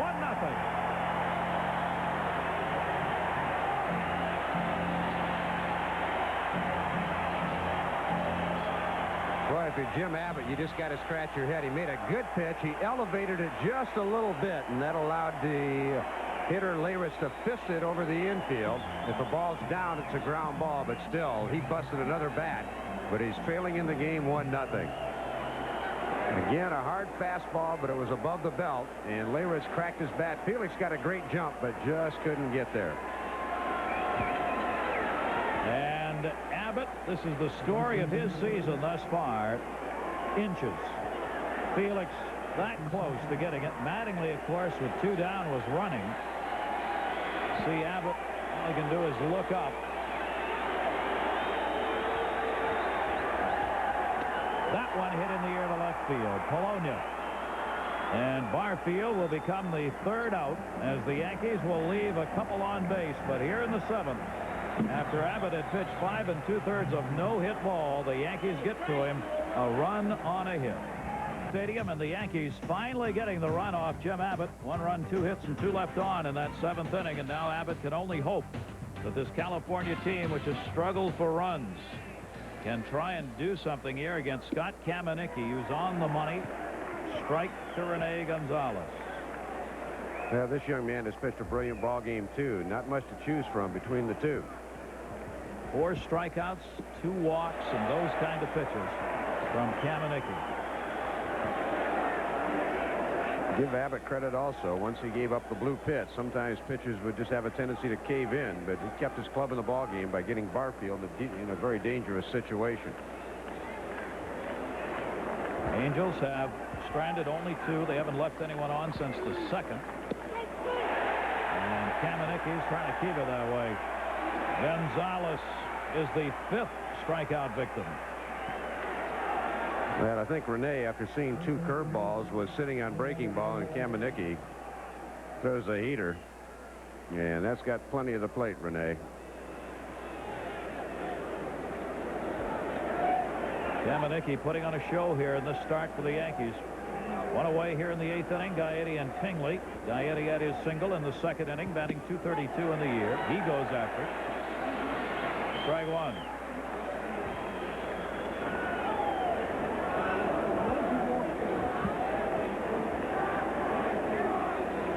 He's just stepping out to try and slow Kamenicki down right now. Kamenicki's on one of those rolls where it's all coming very easy to him.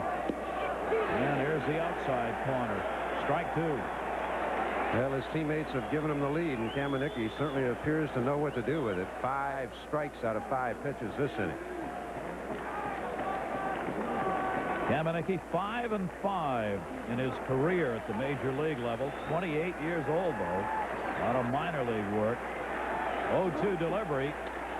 Right up the middle, a base hit. So Gaetti made the error, has recouped for it. It didn't cost his team, and he since has come back to go 2 for 3. Potential tying run on, 1 out here in the 8th.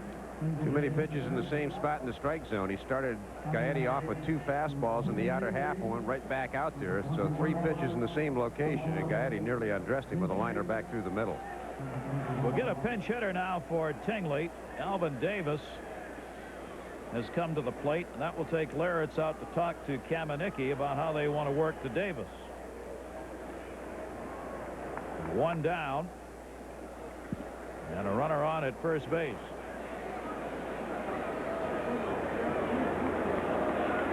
Alvin Davis, the pinch hitter, one of the outstanding hitters over the last decade. Played in Seattle. Didn't get very much press. Free agent. Signed and getting some at-bats now with the Angels. Alvin had a terrific year in 1990, but unfortunately for him, his free agent year was 91. Really tailed off last year. Not a lot of interest, but once Wally Joyner left, that opened up a spot for him on the Angel roster. He is 3 for 4 as a pinch hitter with that .267 overall batting average. 1 on, 1 out, and a 2-strike count on Davis. Now, the College World Series coming up on ESPN. The coverage will begin on May 29, Omaha, and that great yearly World of Baseball right here on ESPN. The folks out there do such a great job in hosting that year after year. You'll see it all. The College World Series. Note the date, May 29, right here on ESPN. Kamenicki, 8 pitches this inning, all strikes. One of them a little too fat to Gaetti. Davis rips it towards the corner in right field. Barfield can't get it. Rounding second base. Gaetti coming to third. Barfield chasing it down. The tying run coming to the plate. No play. A double for Davis, the pinch hitter, and this game is tied at 1. Now, Scott Kamenicki was really sailing along, but twice on 0-2 pitches threw fastballs right in the fat zone. He knows it. Alvin Davis, an excellent inside hitter, and he tried to come in, but he certainly didn't get it in far enough. And Jesse Barfield, I don't think, played this ball very well. Looked like he tried to head it off, but that's right in Alvin's hitting zone. I mean, extension. Barfield looks like he's trying to head it off, and then it hits the carom and goes a long ways away. Jesse has been bothered by a bad toe. He looked like he had some trouble pivoting. Davis will come out for the pinch runner, and Chad Curtis is on at second base to run for Davis. So Alvin Davis, his 6th double, his 13th run batted in, and he's now 4 for 5 with 2 RBIs as a pinch hitter. He gets his job done. Now, over the last 3 years, Alvin Davis has had 50 home runs, all of them to right field. So he's a dead pull hitter with his power. And Kamenicki made a major mistake, but most pitchers during the course of a game aren't going to make all perfect deliveries, and he got burned. So Kamenicki now has got to concentrate here because the potential go-ahead run is on at second base. And Gary DiSarcina will stand in against him. Has gone 0 for 2, including a strikeout. Davis running out of there now, and the pitch is taken up high. See whether or not California Angels can take advantage of it and come back here and get the lead in this game. A run on 4 hits for the Angels. Run on 3 hits for the Yankees. Chad Curtis, good speed, over 40 stolen bases at AAA last year. Perfect time to try and steal if you're going to do it. Right-handed batter up, 1 out. Big lead for Curtis at second base. Kamenicki misses down low with it. 2 balls and no strikes. You can get him to third, all kinds of possibilities. DiSarcina, a good bunter, pretty good contact hitter, has only struck out 3 times in his last 65 at-bats, but right now Curtis has not shown an inclination to run. So John Wathen, the third base coach, going through the signs for the Angels. 2-0 delivery by Kamenicki, and he's 3 balls and no strikes.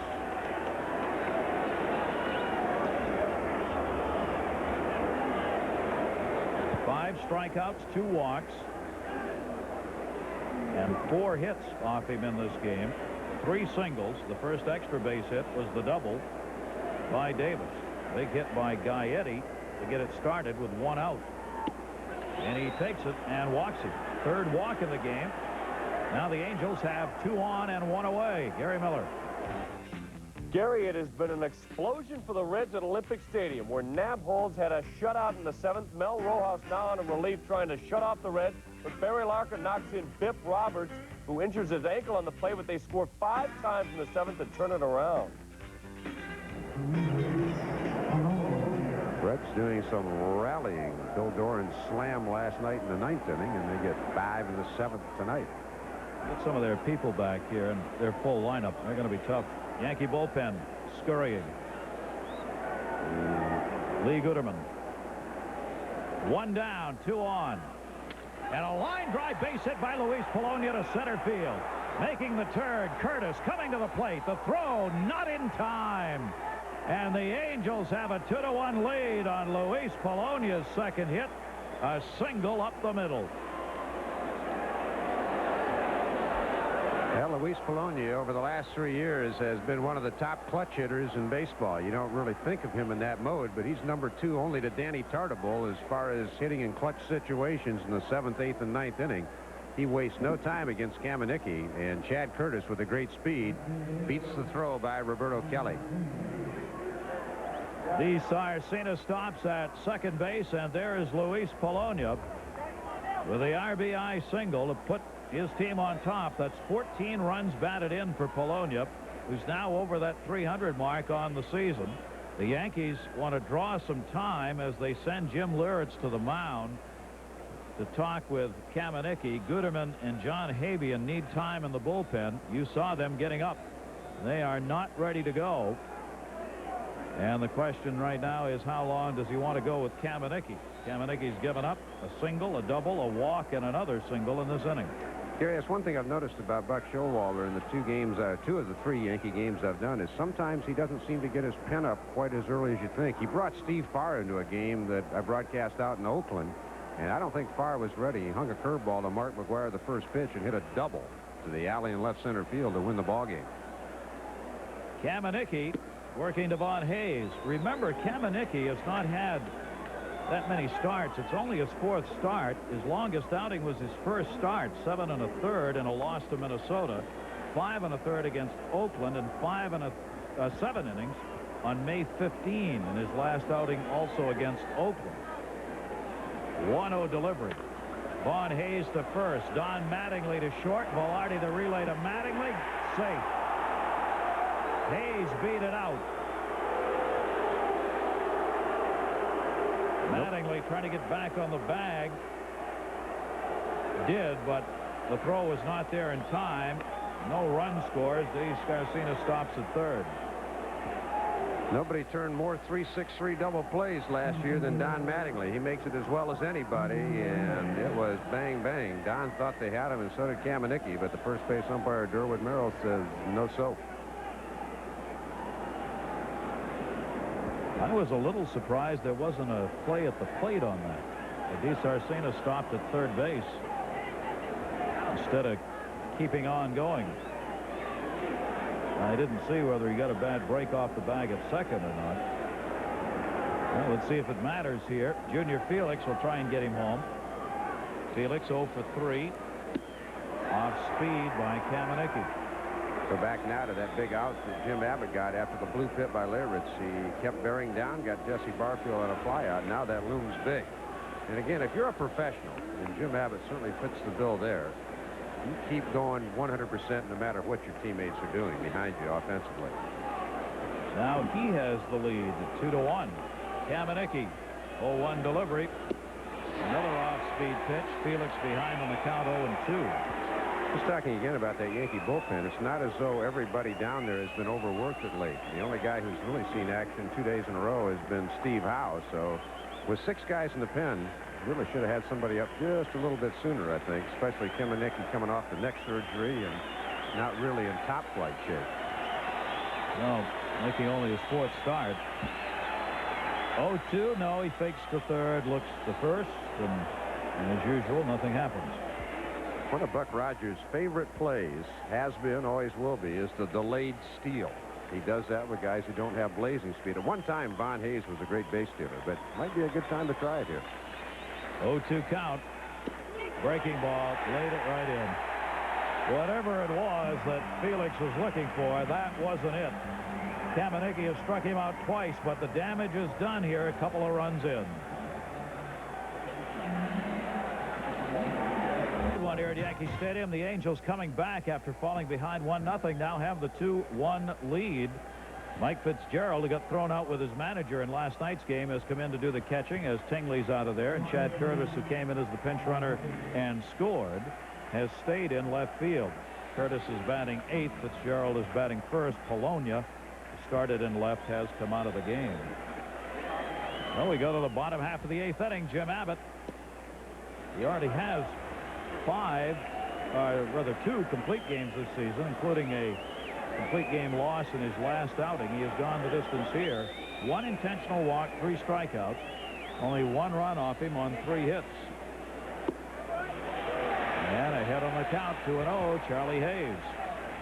You know, the skipper, Buck Rogers, would like to get Abbott through the 8th and turn it over to Harvey in the 9th, but he's got Bryan throwing in the bullpen just in case. Not much room here in a 1-run ball game with an Angel team that, as we said, has had trouble scoring. Abbott falls behind on Hayes now. 3 balls and no strikes. There's Harvey. Hayes lined out hard. The guy Eddie his last time up at third. Breaking balls in. 3-1. So Hayes turned around to question it. Well, Charlie, if you had your pants up where the old-time players wear them, it probably would have been low. But they all wear them down now. Can't get them any lower than that, can you? Well, no. George Hendrick, I think, was the first, but imitation is the sincerest form of flattery, I guess. 3-1 delivery by Abbott. And Jim Abbott comes back to take the count full. 3 balls, 2 strikes. Charlie Hayes, not one to pick up the free passes in any event. He's only had 4 walks this year, striking out 20 times, and Abbott doesn't give many of them up anyway. Mentioned earlier, Polonia once went 175 straight times without a walk. So did Charlie Hayes, exact same number. 3-2. Foul ball.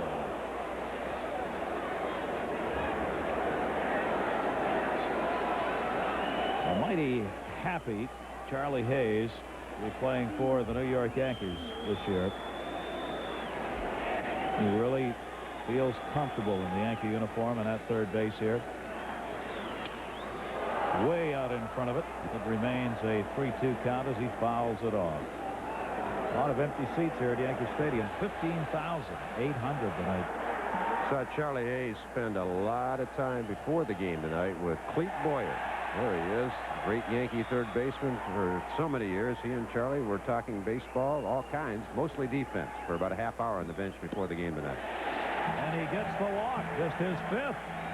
Well, the leadoff man on for the Yankees, Gary Miller. Gary, at Skydome, the ball continues to sail out. We showed you Derek Bell getting a pitch behind him. This one was right over the plate. But it was Mark Guthrie, not Scott Erickson. His first home run of the year gives the Jays a 7-6 lead. And speaking of long ball, bases loaded. Greg Jeffries' first American League home run is a grand slam. The Royals lead at 5-0 off Alex Fernandez as they go to the 6th. Back to you. What was that, Gary? It was a what? A salami. Jeffries is really starting to get the baseball. Harvey's ready if needed. The discussion with Jim Abbott concluded. Jimmy will stay on here, at least for the moment. One of the reasons that Bob Rogers probably wants to stay with Abbott in this situation is Brian Harvey has one flaw. He does not hold runners well at all. He's got a very long, slow delivery to the plate. So you like to keep Abbott on as long as possible, but you run the risk of maybe seeing a long ball here. So there's cases for and against. Now, Velarde moved up on the bat handle on that throw to first base. Now, whether or not he meant it is another story, but he got Gaetti's attention at third. He looks down to Clete Boyer for the signs. See if he really meant to bunt. Gaetti on the cut of the grass, moving in on the pitch. He squares very early. Great bunt. Stevens looks to second. Goes to Gonzalez covering. Sacrifice for Velarde. Yeah, that's one of the things, little things that Showalter demanding out of his team is much better production, bunting, hitting and running, playing heads-up defense. And Abbott stayed in, so they couldn't have the stolen base. But now it'll be time for Brian Harvey. So Buck Rogers makes his way out, and Jim Abbott, who's had a very fine start, is going to leave here after going 7 1/3 innings, and he gets a great hand from the Yankee fans.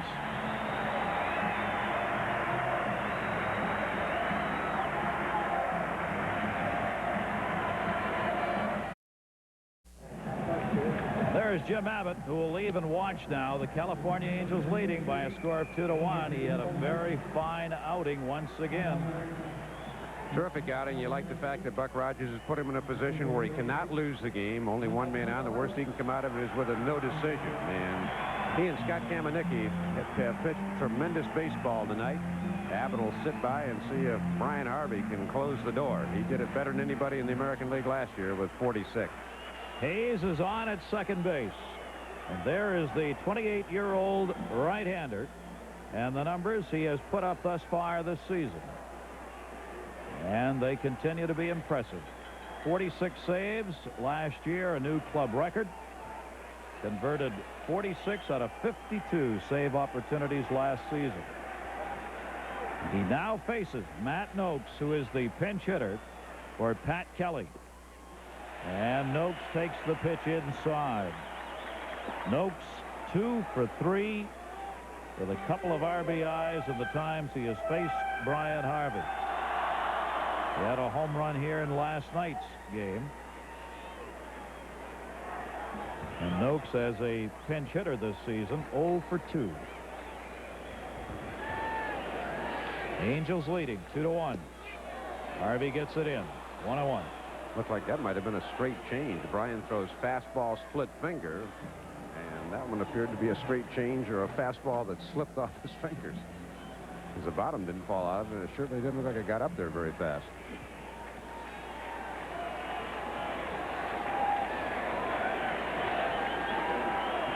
One. Noakes fouls it off. 1 ball, 2 strikes. Established the off-speed changeup, then pounded him inside with a fastball. Now, after he is throwing the fastball inside, trying to get the guy to get the bat head out, next logical pitch somewhere in the sequence would be the split finger, starting on the inside part. So Noakes will pull the trigger early as Steve Farr starts throwing for the Yankees. Here's the 1-2. Matt Noakes takes it down low. Good block made by Mike Fitzgerald. And the count is 2 balls, 2 strikes. Unfortunately for Brian, he started that pitch so low that Matty Noakes never even was tempted. Premier reliever in baseball right there, and Brian Harvey. Runner at second base, Hayes. Noakes is gone, and that's what Harvey can do so well. Comes on and gets the strikeout. Gary. First at Fenway, Roger Clemens in a one-all game against Dave Fleming and the Mariners, and Pee Wee Briley singles in Tino Martinez, and the Rocket is down 2-1 as the Sox bat in the 7th. In Camden Yards, the A's have battled back. Blankenship singles in Willie Wilson after a Bordeaux sac fly. 4-2 as the O's bat in the 7th. Here the California Angels have a 2-1 lead. And here's one of those great baseball situations. Don Mattingly with 2 down. The potential tying run is on at second base. He's 1 for 3 lifetime against Harvey. Strike 1. What do they call this back on SportsCenter? The moment of truth? This is it. And he wasn't happy that he went around chasing that one. 2 down. So far, since Harvey's come in, he's only thrown 1 fastball. He pounded Matt Noakes inside just to get him thinking about getting inside conscience. Since then, he's been throwing the forkball. 27 strikeouts in 19 2/3 innings for Harvey. Mattingly will take that one. Same place, 1 ball, 1 strike. Buck Rogers, the manager of the Angels, has had both Jeff Reardon and Raleigh Fingers at various times in his career and says, I think Brian Harvey is better than both of them. Tied for second in saves with Rick Aguilera behind Eckersley. Eckersley 15. Harvey and Aguilera both have 12. Coming up here on ESPN after our ball game from Yankee Stadium, Keith Olbermann and Dan Patrick standing by with SportsCenter. The Orioles, are they in a skid? Clemens against the Mariners. Barry Bonds, a complicated man playing some great baseball. They'll have the stories for you, all the scores and highlights, right after our game. 1-2 delivery to Mattingly. He missed it. Fitzgerald falls down. Can't get the out at first base. Stopping at third is Hayes. A strikeout, a wild pitch, and the inning is still on. Boy, Fitzgerald kept it in front of him, but when he went to pick it up, slipped. Probably not quite the drama of Mickey Owens in 1941 missing a pitch. It went to the backstop in the World Series, and the Yankees came back to win that game, and it turned the series around. But, hey, it's the Yankees, and a good call by Derwin Merrill at first base. He obviously beat the play. So the strikeout is Harvey's second. The wild pitch puts Mattingly on at first, and Hayes now is at third. 2 down, and the league's third leading hitter, Roberto Kelly, at 338. Strike 1. Well, Harvey had to face what has been the Yankees' best over the years, and now he faces what is the Yankees' best, at least in the batting average department.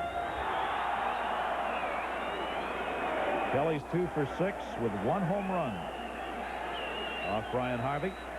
0-1 delivery. Fastball missed inside. 1-1. Scored strikeout wild pitch, and Mattingly makes first base, and this inning's still very much alive. Mattingly at first being held. There's the number. The 2-1 ball game here in the 8th inning. Angels up 1-1. 1 ball, 2 strikes now on Kelly. Well, Roberto's seen 2 high heaters. Let's see if Harvey stays upstairs. He's been averaging 93 miles an hour with a fastball, or if he goes to that devastating forkball with the bottom falling out.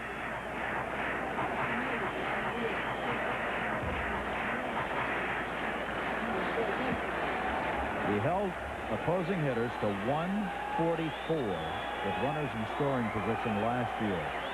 That's a reliever. Oh, he chased it. Got him. Another one of those split-fingered fork ball down in the dirt. Don't want to swing at it. Can't help it. Strikeouts. And the Yankees leave 2 on, and they still trail going to the 9th.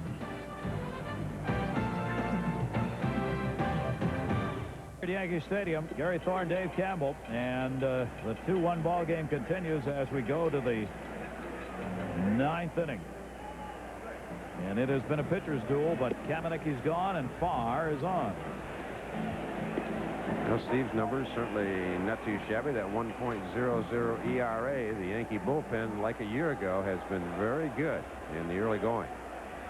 The Yankee bullpen has really been a lifesaver for the starters who have really struggled. And here's a man whose career looked as though it was ended a few years ago, has turned himself into one of the best relievers in the game. There is Mike Gallego, who's come into the game at second base. Mike had started 6 in a row since coming off the DL, was rested tonight. Now he's in there. And Farr goes to work here in the 9th inning. Brian Harvey came in with 1 out and struck out 3. Pretty good. UB Brooks, 0 for 3 tonight. Takes the pitch inside. 1 ball, 1 strike on Brooks.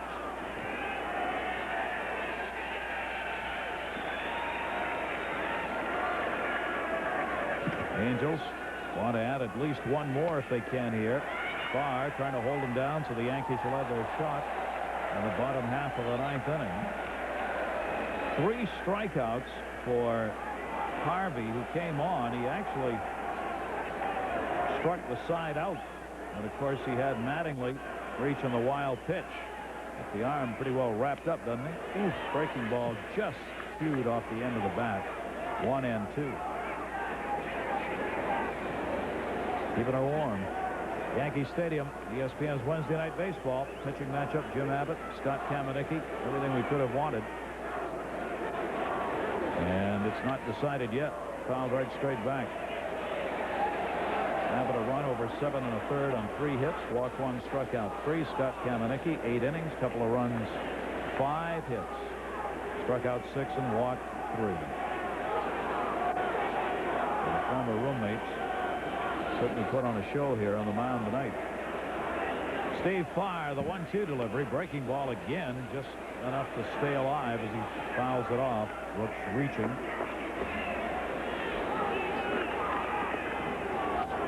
See the DJ on the right sleeve of UB Brooks. That's in honor of Darren Jack. Darren Johnson, one of the great people I've had the fortune of knowing in my life, passed away, unfortunately, a couple of weeks ago. Randy Velarde over to Don Mattingly. No 1 away here in the 9th inning. 0 for 4 night for the designated hitter, UB Brooks. Angels thought the world of the man. Luis Bologna says he wants to win a batting title and dedicate it to Darren Johnson. Luis may do it. Pretty skilled hitter. Very. Off to a real good start. 1 away, and here is Lee Stevens. That's what's happened to his average with the 0 for 3 here tonight.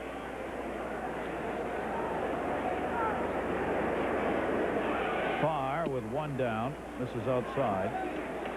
Steve Farr pitched on Friday. 1-2-3 9th inning. Got his 6th save. He's appeared now in 12 games. Save situations. He's 6 out of 8.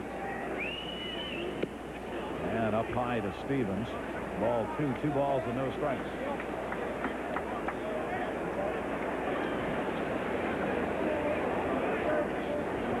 And the fans, Yankee fans, just kind of waiting here. The Angels up by a score of 2-1. 3-game win streak of the Yankees on the line. Farr with the 2-0 delivery. Breaking ball inside corner. 2-1. Yankees have Tartabull, Mel Hall, Jim Lateritz, or a pinch hitter, Kevin Moss or Deion James sitting in the bench. Wrong sport for this guy. DeMatha High School in Maryland, more noted for their basketball teams than baseball. Farr working very carefully here to Stevens. 3 balls and 1 strike. Right down the street from Marty Aronoff. He sees all their high school games. Marty hasn't missed a game in about 20 years of any kind. He watches. So Farr gives up the walk, and Stevens is on with 1 away. The French Open. Our coverage here on ESPN will begin on Monday at 9 a.m. Tennis for breakfast. The defending champions, Jim Coria, Monica Seles, looking for their 2nd Grand Slam title of the 92 season.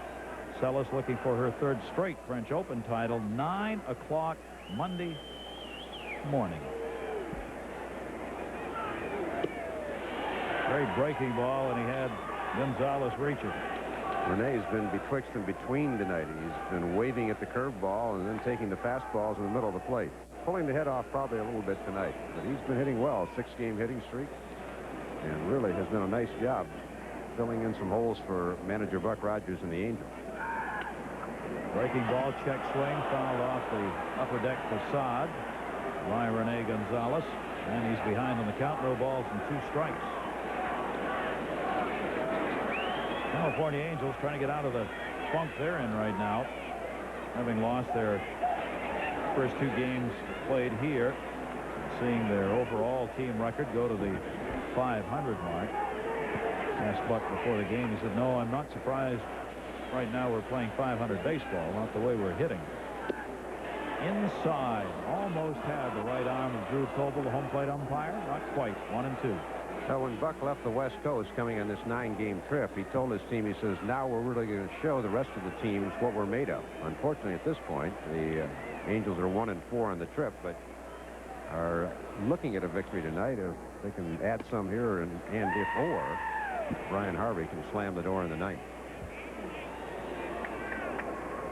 Mattingly holding the bag on Stevens at first base. A 1-ball, 2-strike count, 1 out. Farr working to Gonzalez, who has a 6-game hit streak still on the line. Maybe his last chance at it. Farr again inside, misses. And the count goes to 2-2. Well, he's pounded him inside twice. Let's see what that is meant to set up. Logical would be the breaking ball down and away after he's gotten him inside conscious, but it's always a guessing game. When you're 2-2 as a hitter, you can't guess. You just got to protect the plate. 2-2 count. Runner goes. Swung on line to third. Hayes able to haul it in. Makes the flip over to Don Mattingly at first base. Steps on the bag and doubles it up. Stevens was running. He was all the way down to second. So Farr does his job. Now can the Yankees come back in the bottom of the 9th? Yankees are 0-15 when they trail going to the 9th inning. They are trailing 2-1. Danny Tartabull leading it off. Brian Harvey looking for the save. Jim Abbott waiting to see if he will get his 3rd win.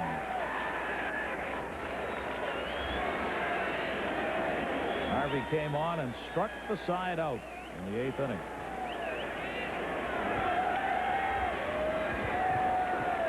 Wano delivered to Tartabull. Chased it. 1-1.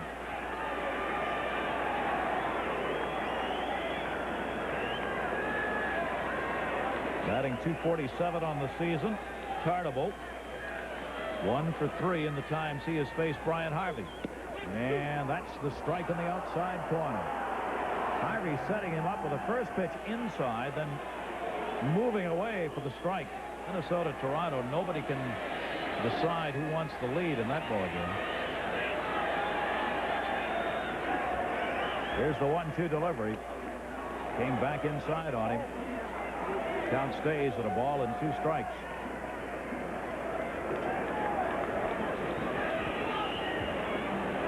Harvey going after save number 13. Nobody else on the Angels staff has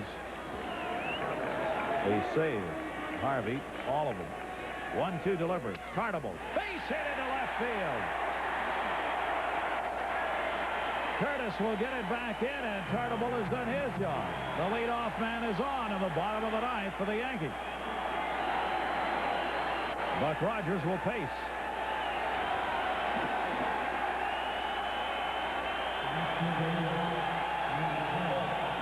Danny Tartabull gets a fastball in the middle of the plate, and he's not late. No chance for Gaetti whatsoever.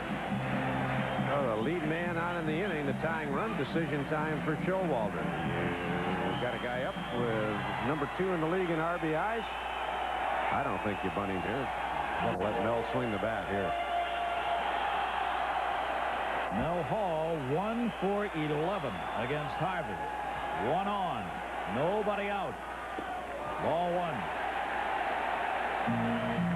Behind Mel Hall is scheduled to be Jim Leyritz. 2 left-handed batters available, Kevin Moss and Deion James. And behind that spot in the batting order is Jesse Barfield, who has 2 home runs and 9 at-bats against Brian Harvey. So the Angels far from out of the woods in this one. 1-0 count. Hall takes it outside. Harvey missing by a lot. 2-0. Well, let's see what Brian throws. He's struggling to get a strike over right now. Mel Hall is looking all over fastball right here, looking for somebody to drive out of here and end the game.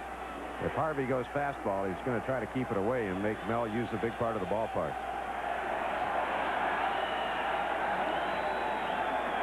Not a big lead at first base. Outside corner strike. Hall jumped looking back, thought it was away. And the count is 2 balls and 1 strike, and he argues about it with Drew Coble. Well, Mel wasn't very happy last time up when Jim Abbott was pitching.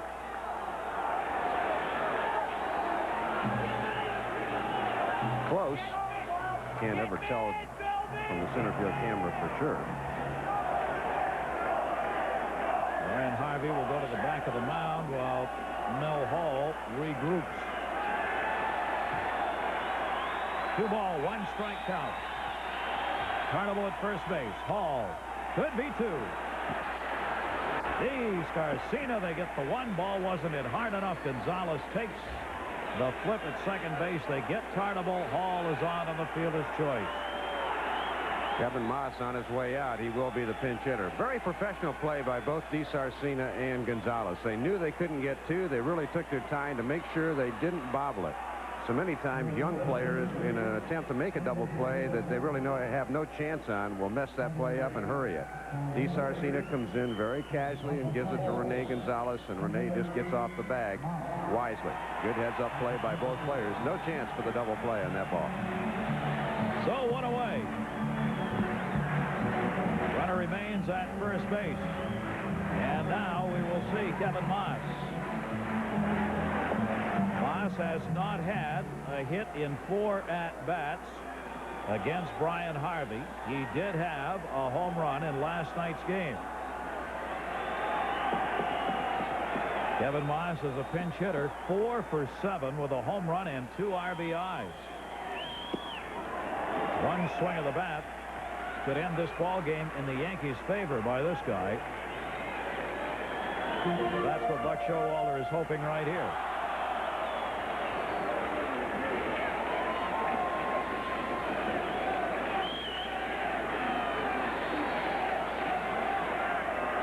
Harvey. 1-1. Left-handers have really struggled against Brian Harvey. 150, the combined batting average against Harvey this year by lefties. Rene Gonzalez playing a little deeper than double play depth. With a 1-run lead, he wants to try to cut down that hole between first and second and get at least 1 out in this situation.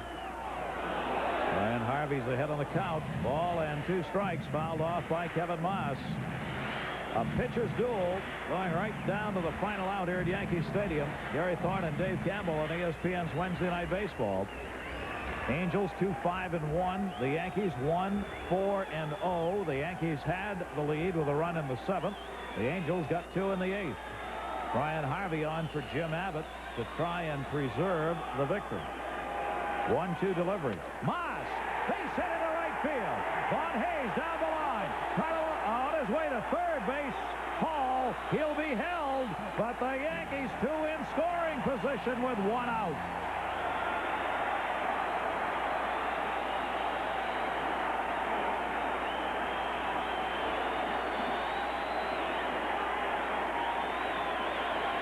Boy, Kevin Moss has turned into quite the pinch hitter.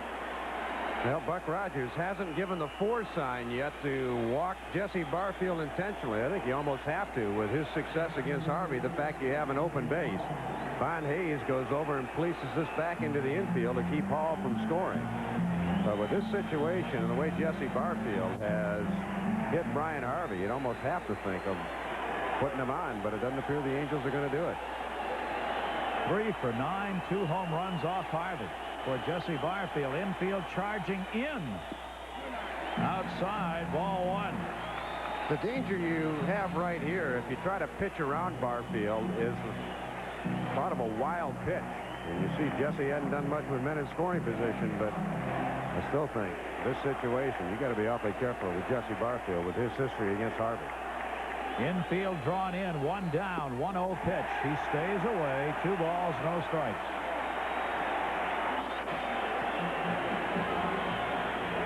So Brian Harvey giving up a leadoff single to Tarnable, then got the fielder's choice in the slow ground ball by Hall. Kevin Moss delivers the pinch hit single. Double, rather, putting runners at second and third. 2-0 count. 2-1. Looked like Barfield was going for the downs of the fastball over the plate, but Jesse pulled off it a little bit. Cleveland's woes continue. Shut out by Texas. Yankee fans, many of them up. 2-1 delivery. Missed outside, 3-1. Bottom of the ninth, the Yankees trying to make their first come-from-behind ninth-inning win of the season. They can tie it if they can get Hall in.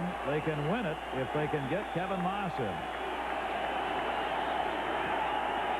And Brian Harvey, 3-1 on Barfield.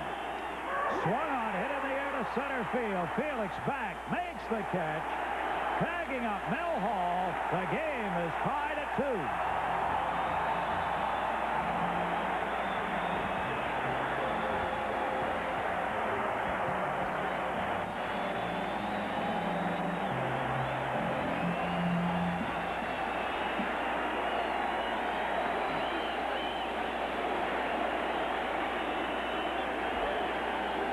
Well, right now, Buck Rogers probably looking at some stats, looking to see who Buck Showalter still has left on the bench. He's got the left-handed hitting Deion James available, trying to make the decision whether to pitch to Charlie Hayes or put him on and go after Velarde. 7th RBI for Jesse Barfield.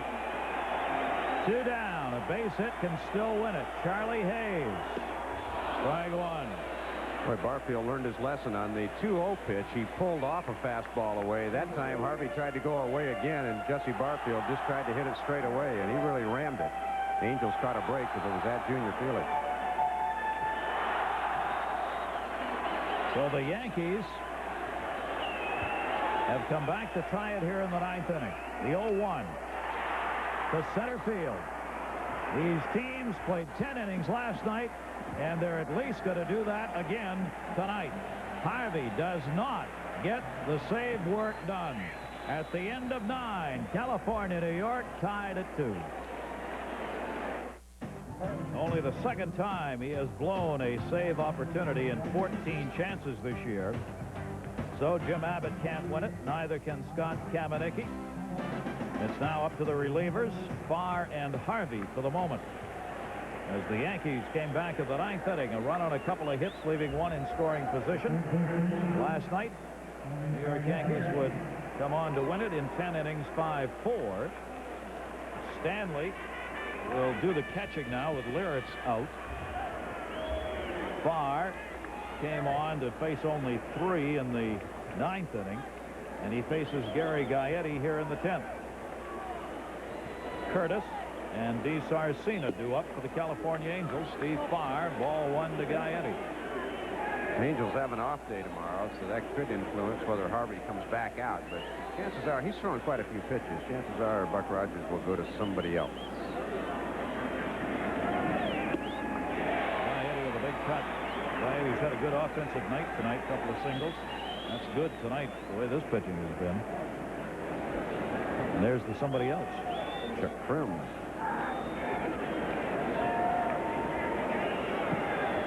Steve Farr, the 1-1 to Gaetti. Breaking ball, popped him up outside of first.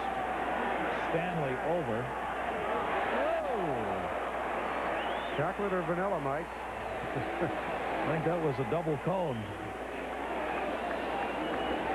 Mike Gunn. Gosh, I'm going to pop up to the catcher all night. I've been sitting on the bench for 2 hours and 45 minutes, and now they test me.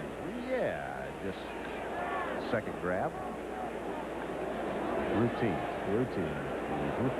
So, of course, they found him as he comes on to do the catching. 1 down, and here's Chad Curtis. Curtis came on as a pinch runner. Alvin Davis delivered an RBI double in the 8th inning. Curtis would come on to run for him and score the 2nd run.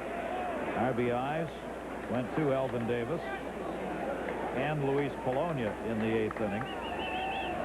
So Chad Curtis up for the first time.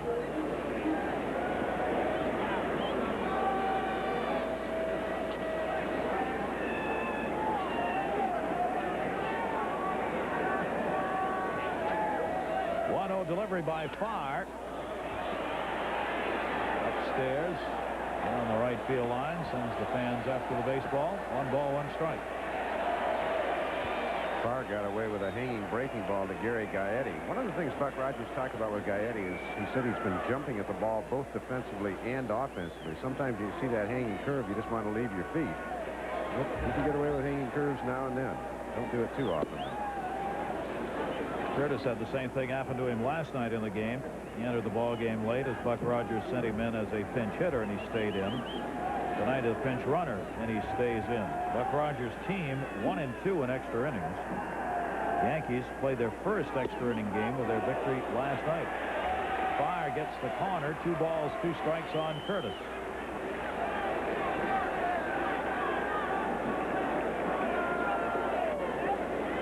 That's Showalter's club with 4 games coming up against the Milwaukee Brewers. Conclude the homestand, and that concludes the at-bat. Steve Farr getting the strikeout, called 3rd strike on Curtis. Gary Miller. Gary, as you go extra innings, the West Coast games are underway, and Bobby Bonilla's videotapes continue to pay off. Craig Lefferts, he singles in the opening inning. Schofield and Murray come home. The Mets have found their offense. 2-0 in the first. Gary Bonilla says he's got it. He said a couple of days ago, I've found it. It feels good. I found the swing. I'm ready to go. Yeah, he said he looked at some tape this year. He was holding the bat up behind his neck. He said when he was hitting well before, it was by his shoulder. So, whatever. Bobby Bo says he's found it. He won 138 at-bats without hitting a homer until last night.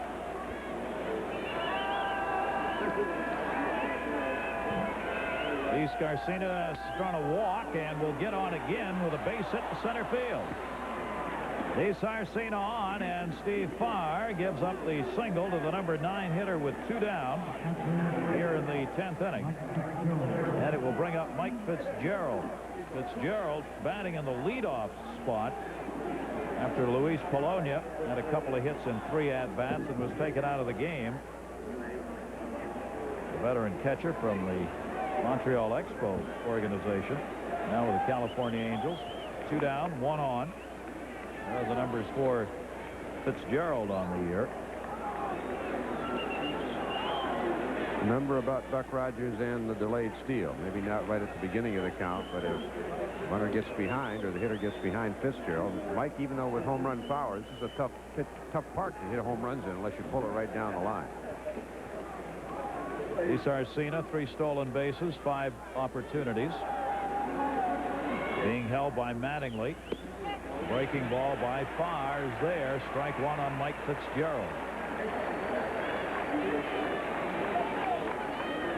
Atlanta comes away with a win over St. Louis, and Oakland in their battle with Baltimore win it again. So the Orioles continue to have their problems. That's 4 in a row lost now by the Orioles. And Oakland has won 3 in a row. They started the day a half game ahead of Chicago.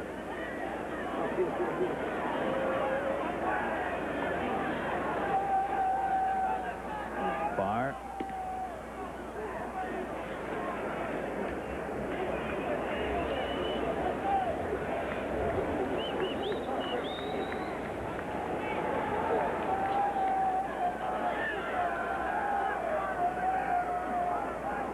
The count, and again that breaking ball in on Mike Fitzgerald. 0-2. Farr thinking about what he wants to throw here. Well, I talked about the delayed steal. If you're ever going to try it, now's the time. No balls, 2 strikes.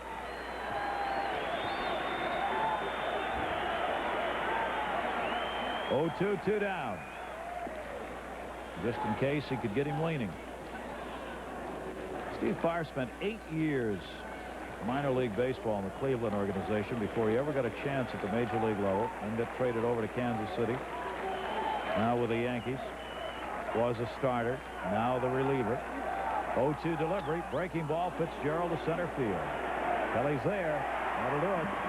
So Farr gives up a single with 2 down, but Angels unable to do anything with it. We go to the bottom half of the 10th inning, tied at 2. And that's how they'll probably do it, right there.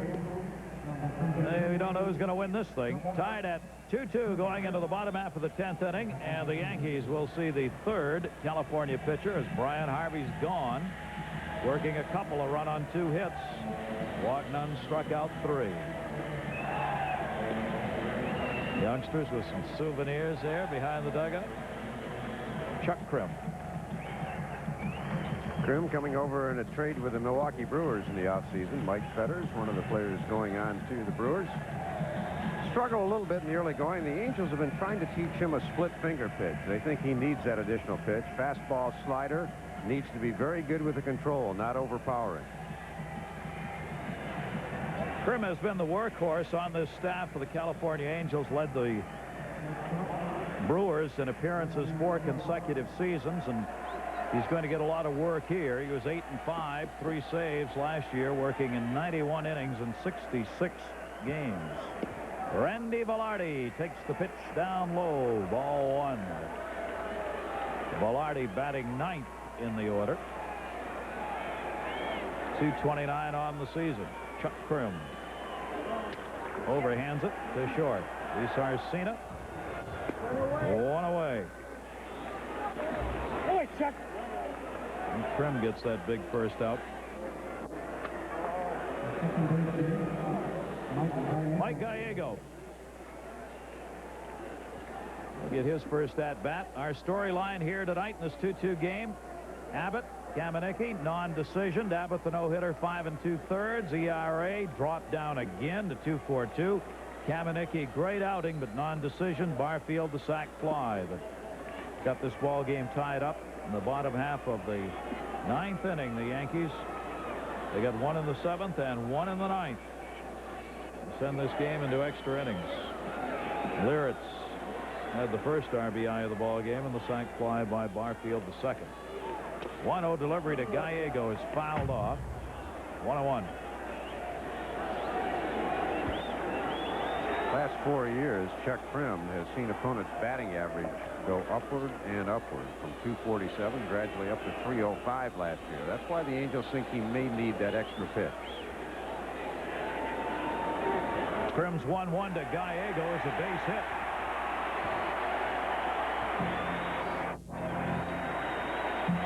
So Mike Gallego with 1 down is on here in the 10th inning. Gary. At Fenway, a 2-2 game with the bases loaded against Mike Schooler, and Ellis Burks puts a charge into 1. On the Yorkie way, his 6th career grand slam. Actually, it used to be Lansdowne. I'll ask Peter what it's called now, but it's a bad scene for the Mariners.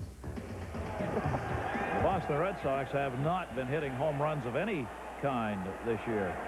Been feast or famine for Mike Schooler. He's either gotten saves in the last week and a half or given up slams. He gave up a slam to Dave Winfield, gave up a 3-run homer to Lou Whitaker. Back-to-back games that cost the Mariners. Then he settled in and had a good road trip up to that slam by Ellis Burks. Boston had 13 home runs as a team coming into the game. Ground ball to first. Stevens goes to short 1. DiSarcina, just like that. And wait a minute. Hang on. Hang on. Home plate umpire called it foul. Foul ball. And Buck Rogers is coming out to have his say. Folks, the inning is not over. Mattingly still has life. Remember, Buck got thrown out of the ball game last night arguing a play at second base. Until the ball goes by the bags, it is the home plate umpire's call. Stevens saying, I was in fair territory. And it did look like it from up here, but we are not looking down the line, as Drew Coble, the home plate umpire, was. Buck Rogers started to say something to Durwood Merrill, and all Durwood did is point to the home plate umpire correctly. It is the home plate umpire's call. Well, let's see what we can pick up from this angle. One hopper. It's the position of the ball. Doesn't have anything to do with Lee Stevens whatsoever. And you can make a case for a foul ball based on that. It's not a perfect angle, but you can make a case for it. Did look like he moved that glove outside the line, even though he was standing, for the most part, in fair territory. Drew Coble the call, and he had the best look. So Don Mattingly stays alive. 0-1 count, one down. Diego at first base. Let's try it again. Gonzalez. DeSarcina. All right. And Stevens looks a little extra look on the call by Durwood Merrill by Stevens, the first baseman. Mattingly hits into the double play. We go to the 11th inning. Two teams can't decide who's going to get some offense going. Well, this is where Yogi's from, right? New York. It ain't over till it's over. Or as Steve Hummer in the Atlanta Constitution said about the America's Cup, it ain't over till the rich people pop the champagne and start suing each other. So we've had a good game tonight. Yeah, good game. Both these teams are having trouble offensively, but take nothing away from the two starters in tonight's game. Kamenicki and Abbott were just outstanding tonight. We've got another pitcher. John Habian now comes on for the Yankees. And you see the numbers on Habian as he is on for Steve Farr, who was effective in the 2 innings after Kamenicki left. And a leadoff base hit into right field. Played in by Jesse Barfield.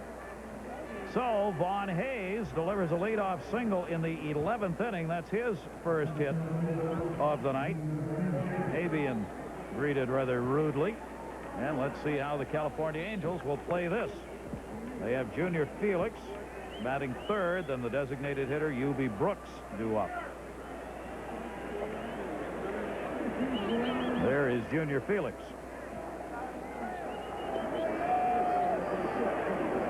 Charlie Hayes moving in at third base. Mattingly will hold the bag at first on Vaughn Hayes. They asked Junior Felix to lay a bunt down. He doesn't show on the throw to first.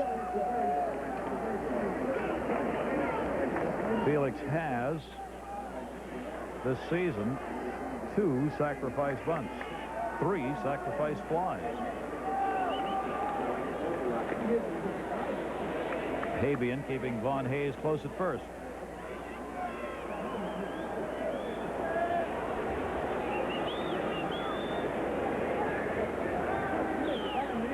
Steve Farr left the game 2 innings, gave up only 1 hit, no runs, strikeout, no walks. Pitcher of record now Habian for the Yankees. A cat and mouse going on with Vaughn Hayes over there at first base.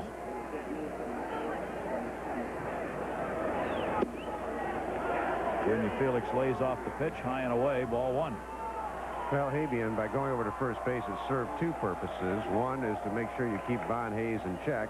Second thing is he was hoping to see maybe Junior Felix might tip off if he was going to bunt. Felix didn't tip because I guess he wasn't bunting. That's the good reason he didn't tip it off. Let's try it again. You know, Buck Rogers likes movement. He's ahead in the count 1-0.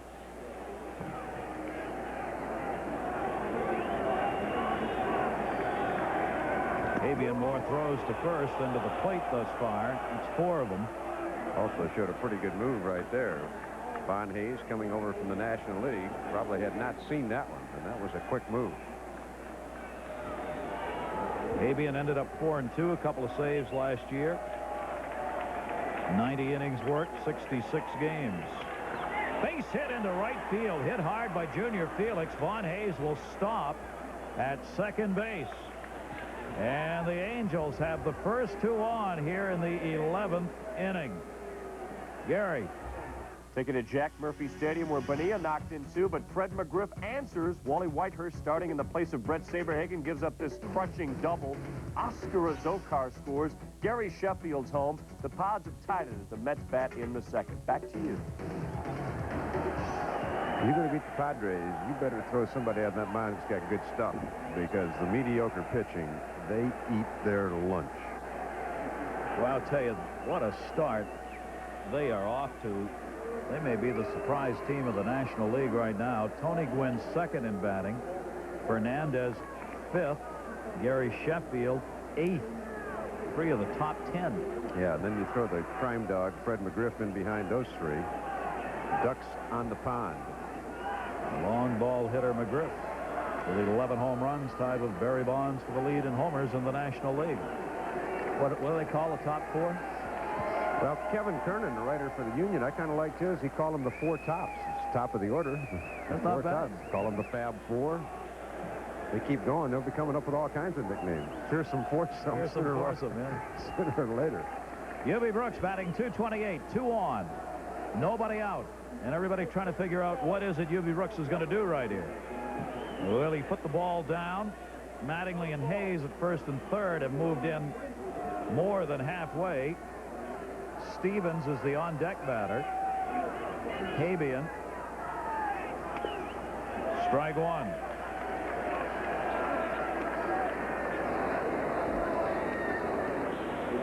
Mark Eichhorn for the Angels.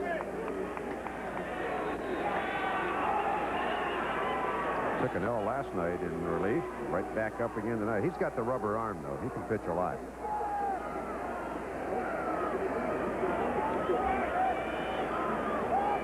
Habian fakes the move at second base. Von Hayes had not wandered very far, so he's back easily.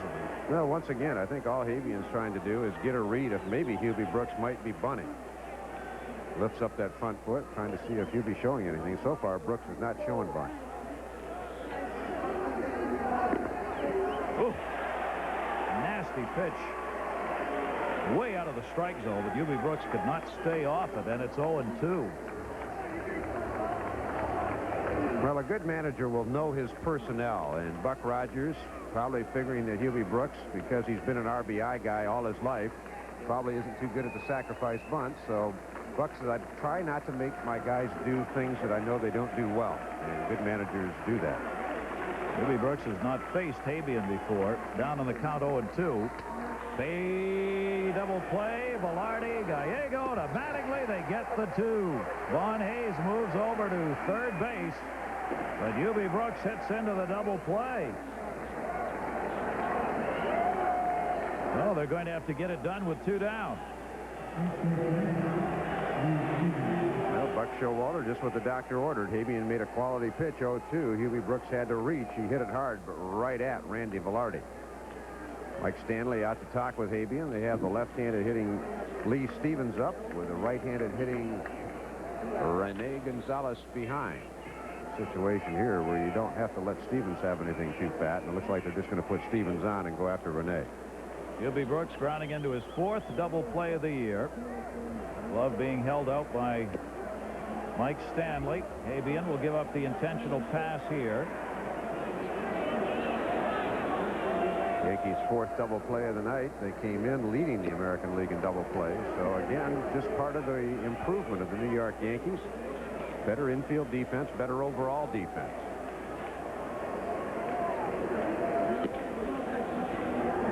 Both teams' runs are coming so hard in this ball game.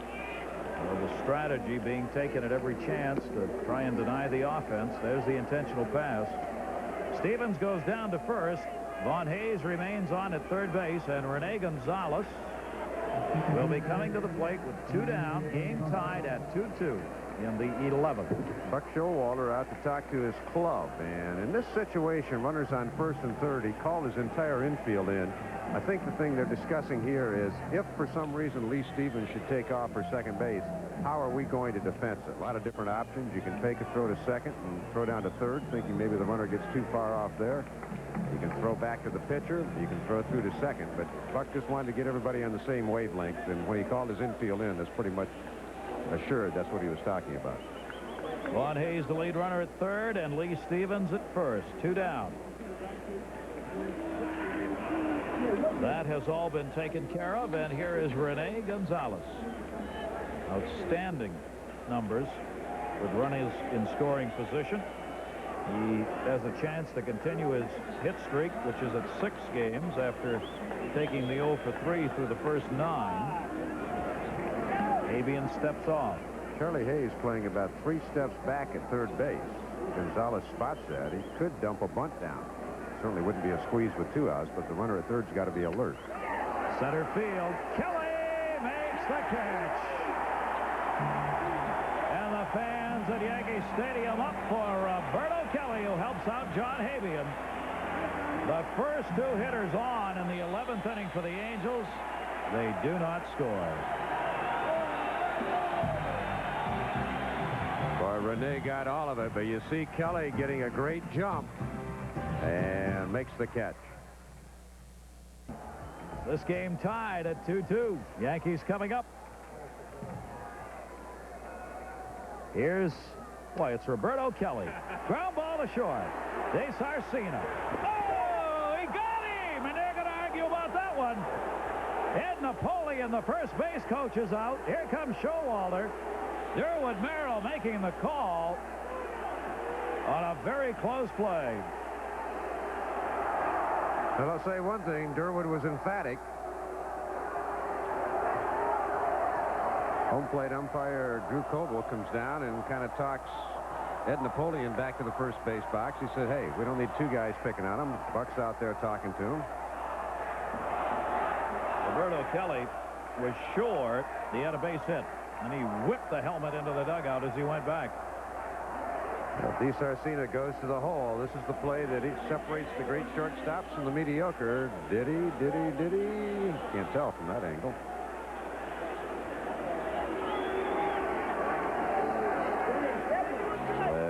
Let's see. Now, Durwood doesn't get to see this in two different angles in slow motion. You understand me? If I ever see you Well, you won't ever be in the and boy, is it getting hot in the Yankee dugout. Drew Coble, the home plate umpire, went over. Wasn't hollering at Buck Showalter. He was after somebody else. I think maybe it was the camera. Well, maybe they got a monitor down there, and somebody was saying, hey, the replay showed him safe, and the umpires hate that. That's why they don't have the eye in the sky anymore in Major League Baseball, because the guys in the press box had access to the television sets. They'd walkie-talkie it down to the dugout that the umpire missed it. And that's why they don't have the eye in the sky with the walkie-talkies anymore in Major League Baseball. That's what he did. He went right over by the camera position where there is a monitor, and couple of the Yankees were looking to see the replay. The rule in baseball, of course, is you do not run close replays on the boards at the ballparks, on the video replay boards, for that very reason, so fans do not get on umpires. The commissioner, he stayed for the ball game. So after all that, there's one down in the bottom of the 11th. Danny Tartable, who singled in the 9th inning, standing in, batting at .257 on the year. The commissioner said it looked close to him. It looked close to everybody. Game tied at 2-2. Yankees hadn't played an extra inning game until last night, and here they are in another one. Because you came to town. Thorne flies in the extra. I credit Buck Showalter through all that. He didn't get thrown out of the game. Chuck Prim, the 30-year-old, on in relief. Showalter back and sitting. Let's play it out now. Each team has used 3 pitchers. Prim, that overhand breaking ball. Tartable is gone. 2 down.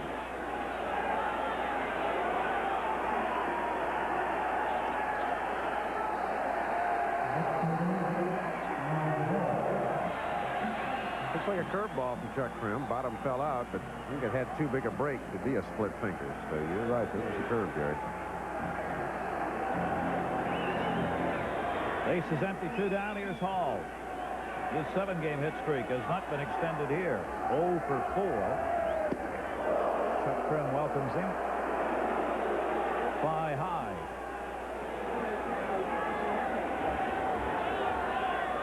Hall reached on a fielder's choice of the 9th inning and would score on Barfield's sacrifice fly. De Sarcina, trouble getting in front of it, but he got there and got there in time. And Prim retires the Yankees in order. We've completed 11 here at Yankee Stadium. Now let's see, who have I got left? We used him and him.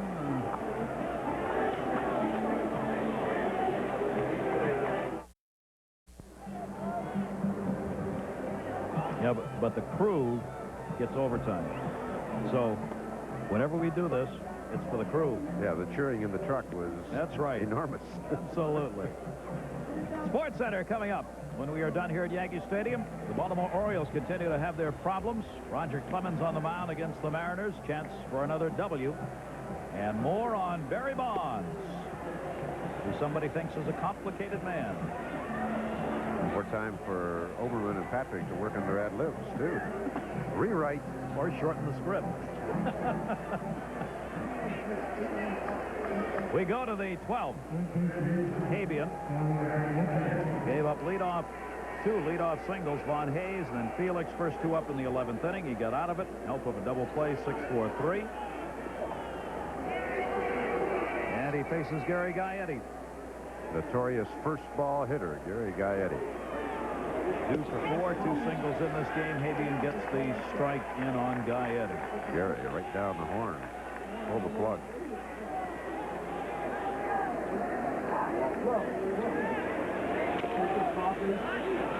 Hayes.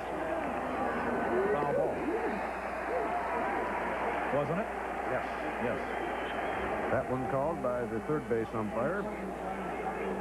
Tim McClellan put the arms up and said foul ball, then everybody just kept on playing. Now Just looked up to see if there was any pine tar on the ball. But yeah. He didn't even know he was. Gaetti didn't realize he was still at bat. Tim McClellan's the only umpire we haven't. Well, no, we haven't seen Rick Reed very much tonight. He's at second base. We've seen plenty of Drew. There he is.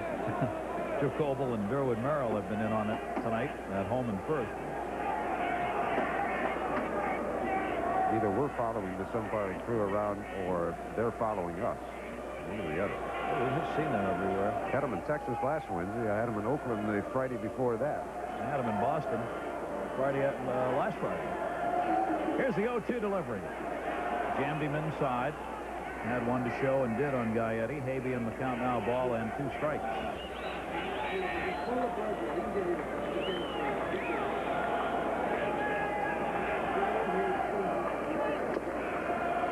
And again, fouled off outside of third base. I was just thinking, Oberman, Sports Center tonight. Can you imagine the teachers? He and Berman went to the same high school. They're all doing something else. Yes, they're After all. that year. Yes, they're all in the funny farm. Yeah. They all have moved on to some other career. Happy haven.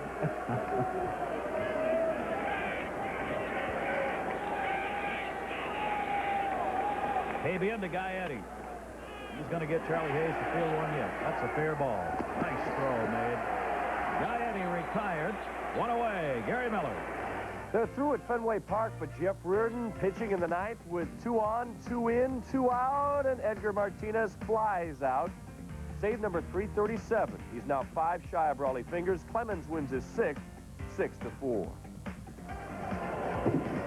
Now there's the twosome that proved to be the stoppers for the Boston Red Sox. So Clemens gets another victory.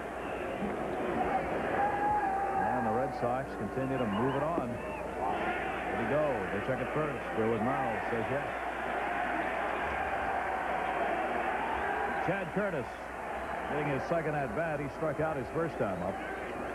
Clemens leading the league.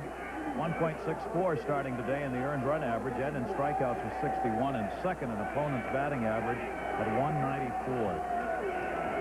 Guzman of Toronto, 184, the only one who had a better opponent's batting average for the starter in the league. 1 ball, 1 strike. Scott Kamenicki went 8 innings, 2 runs, 5 hits. For the Yankees, Farr came on a couple of innings, only 1 hit off him. And now we have John Habian.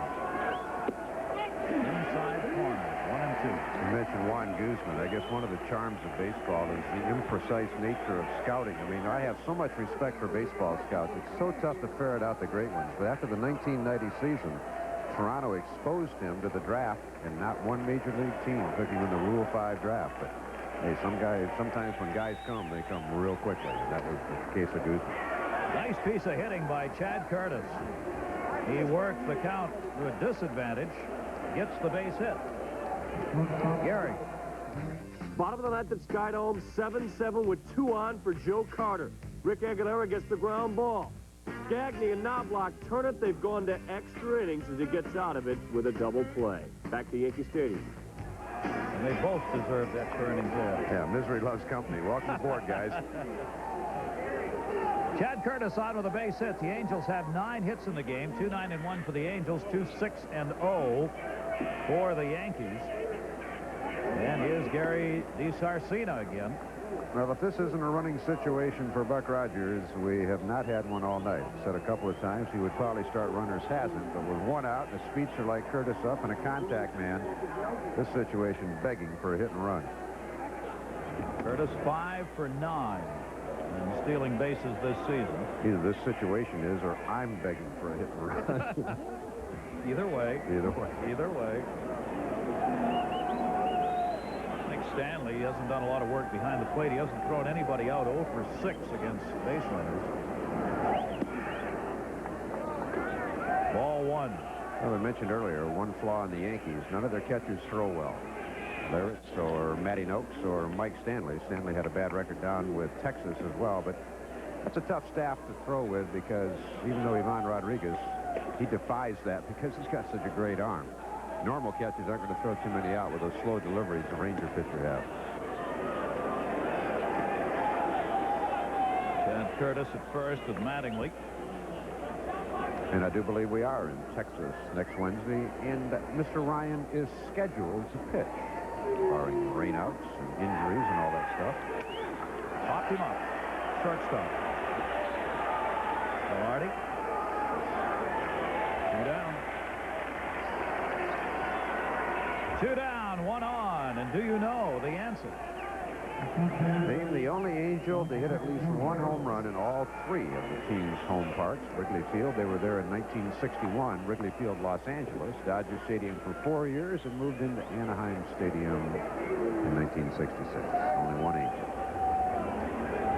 You're going to give him a clue. You give him a clue with that picture? Clue in a minute? Oh, no clue? No clue. We'll let you know. Just missed. Curtis, pretty good lead with 2 down. Let's see, was it Steve Bilko? Steve Rogers? Mr. Rogers? Jim Fregosi? Bobby Cannot? The answer so far is no to all of the above. Mike Fitzgerald waiting. He's had only 1 at bat. Flied out to center field. Habian convinced, as Dave is, that Curtis is going to be running. Dean Chance? Bo Belinsky?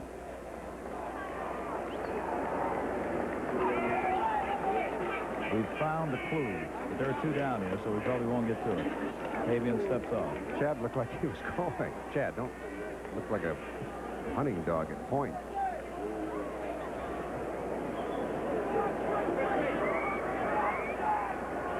Runner not going, and the pitch is in for a strike. Strike 1. The answer is this man. Handsome devil, huh? Yes. Oh. Buck Rogers. The skipper. Right there. An original California Angel. He was number 12 when the Angels were put together in '61 and stayed with them for a number of seasons behind the plate. Maybe the Houston Astros ought to talk to Buck. That first year, the Angels had a 27-game road trip. The Astros have a 26-game coming up, but the Angels endured a 27-game road trip that year. And they didn't make out too well either. 8-18 and 1 tie. Pitch out. Runner not going. 1 ball, 1 strike on Mike Fitzgerald in the leadoff spot. 2 down, 1 on. Game tied 2-2, top of the 12th inning at Yankee Stadium. John Habian again the throw.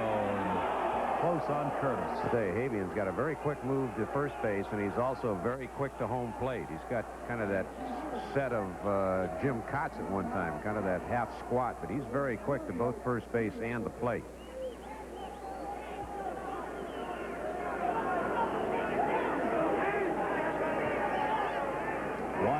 Runner's still not going, and the pitch is up high. 2 balls and 1 strike. And Fitzgerald looks like he's waiting for Curtis to run, but Chad right now just not feeling he's getting a jump. Sometimes you got to gamble, though.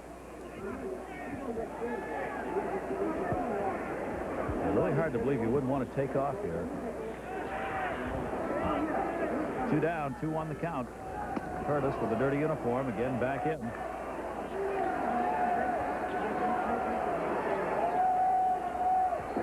He has drawn 7 throws to first base. Chad Curtis has from John Habian. All this time, Mike Fitzgerald waiting at the plate. 2 ball, 1 strike. There he goes. Popped up. Right center. And Kelly puts it away. So Fitzgerald is the 3rd out. Here in the top of the 12th. No runs, a base hit, and 1 left on. Bottom of the 12th inning, 2-2. Terry Thorne, Dave Campbell, and Mike Stanley in against Chuck Krim. And we go to the bottom of the 12th now. Outside ball 1. Jim Abbott, 7 1/3, a run on 3 hits. He had a no-hitter through 5 2/3 innings. Retired 15 in a row at one point. Harvey came on for him, blew the save opportunity. Only the 2nd time that has happened. As he went 2 innings, a run on 2 hits. Walked none, struck out 3. Now Chuck Krim. Longest outing for Krim, 3 innings. He has done that twice this year. That one is foul back. Stanley, Barfield, and Hayes. 6, 7, and 8 in the order for the Yankees. Jesse Barfield waiting on deck.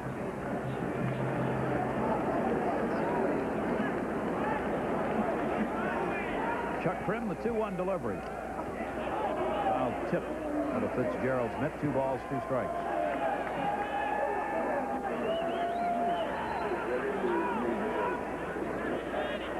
Stanley had a home run here on Monday night, and the Yankee win.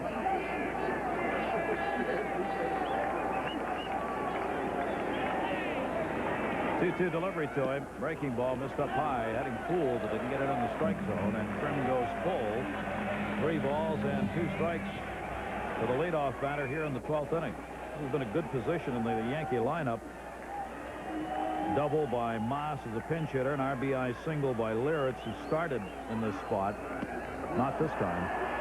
Chuck Krim gets his 2nd strikeout, and there's one away here in the 12th inning as Stanley is retired.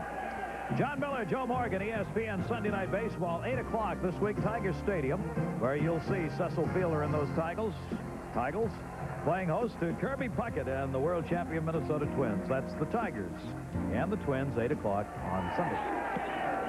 The plate was never fully locked. Like so many people, Dwayne Kuiper said it first. We prepare for 3 hours, and we're not responsible for anything after that. Base hit, Jesse Barfield. Chad Curtis up with it. And Barfield is on. That's his first hit of the ball game. A 1-out single in the 12th. Jesse was right about one thing. A couple of weeks ago, a couple of writers talked to him when he was 3 for 39, and he said, guys, I'm not playing very well right now, but I promise you I won't stink all year. And he's got a key sacrifice fly tonight in the 9th inning to tie the game up, and gets a key base hit here in the 12th. So Jesse Barfield had a great spring for the Yankees, but really has been off to a slow start. See if the Yankees can take advantage of it. Charlie Hayes. And Barfield will be held by Krim. Hayes lined out hard in the 6th inning to Gaetti, which at that point was preserving the no-hitter by Abbott. He's taken the 0 for here tonight, 0 for 3, a walk. In the 8th, he was left stranded. 6 left on by the Yankees. 4 of those in scoring position in the game. 8 left on by the Angels. Yow. Get down. Get back up. Well, Charlie didn't pick up the spin. That was a breaking ball that got away from Chuck Krim. Hayes saw it coming at his noggin, didn't decide to wait around to see if it was a fastball or not, but it was a curveball that just slipped out of Krim's hand. It backed up inside. The way he fell, he almost put his head right into the pitch. 1-0 count. 1 down. Breaking ball stopped by Fitzgerald. And the count is 2-0 on Hayes. Angels outfield very deep, trying to prevent the extra base hit in this situation. You'll give them a single, but you want to cut down the gapper to keep Barfield from scoring. 2-0 count. See if Krim gives him anything to hit right here with 1 out.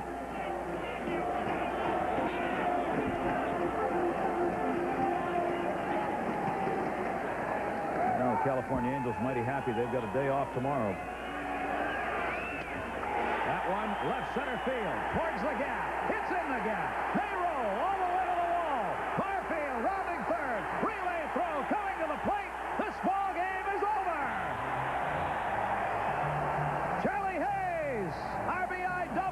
Yankees win it 3-2.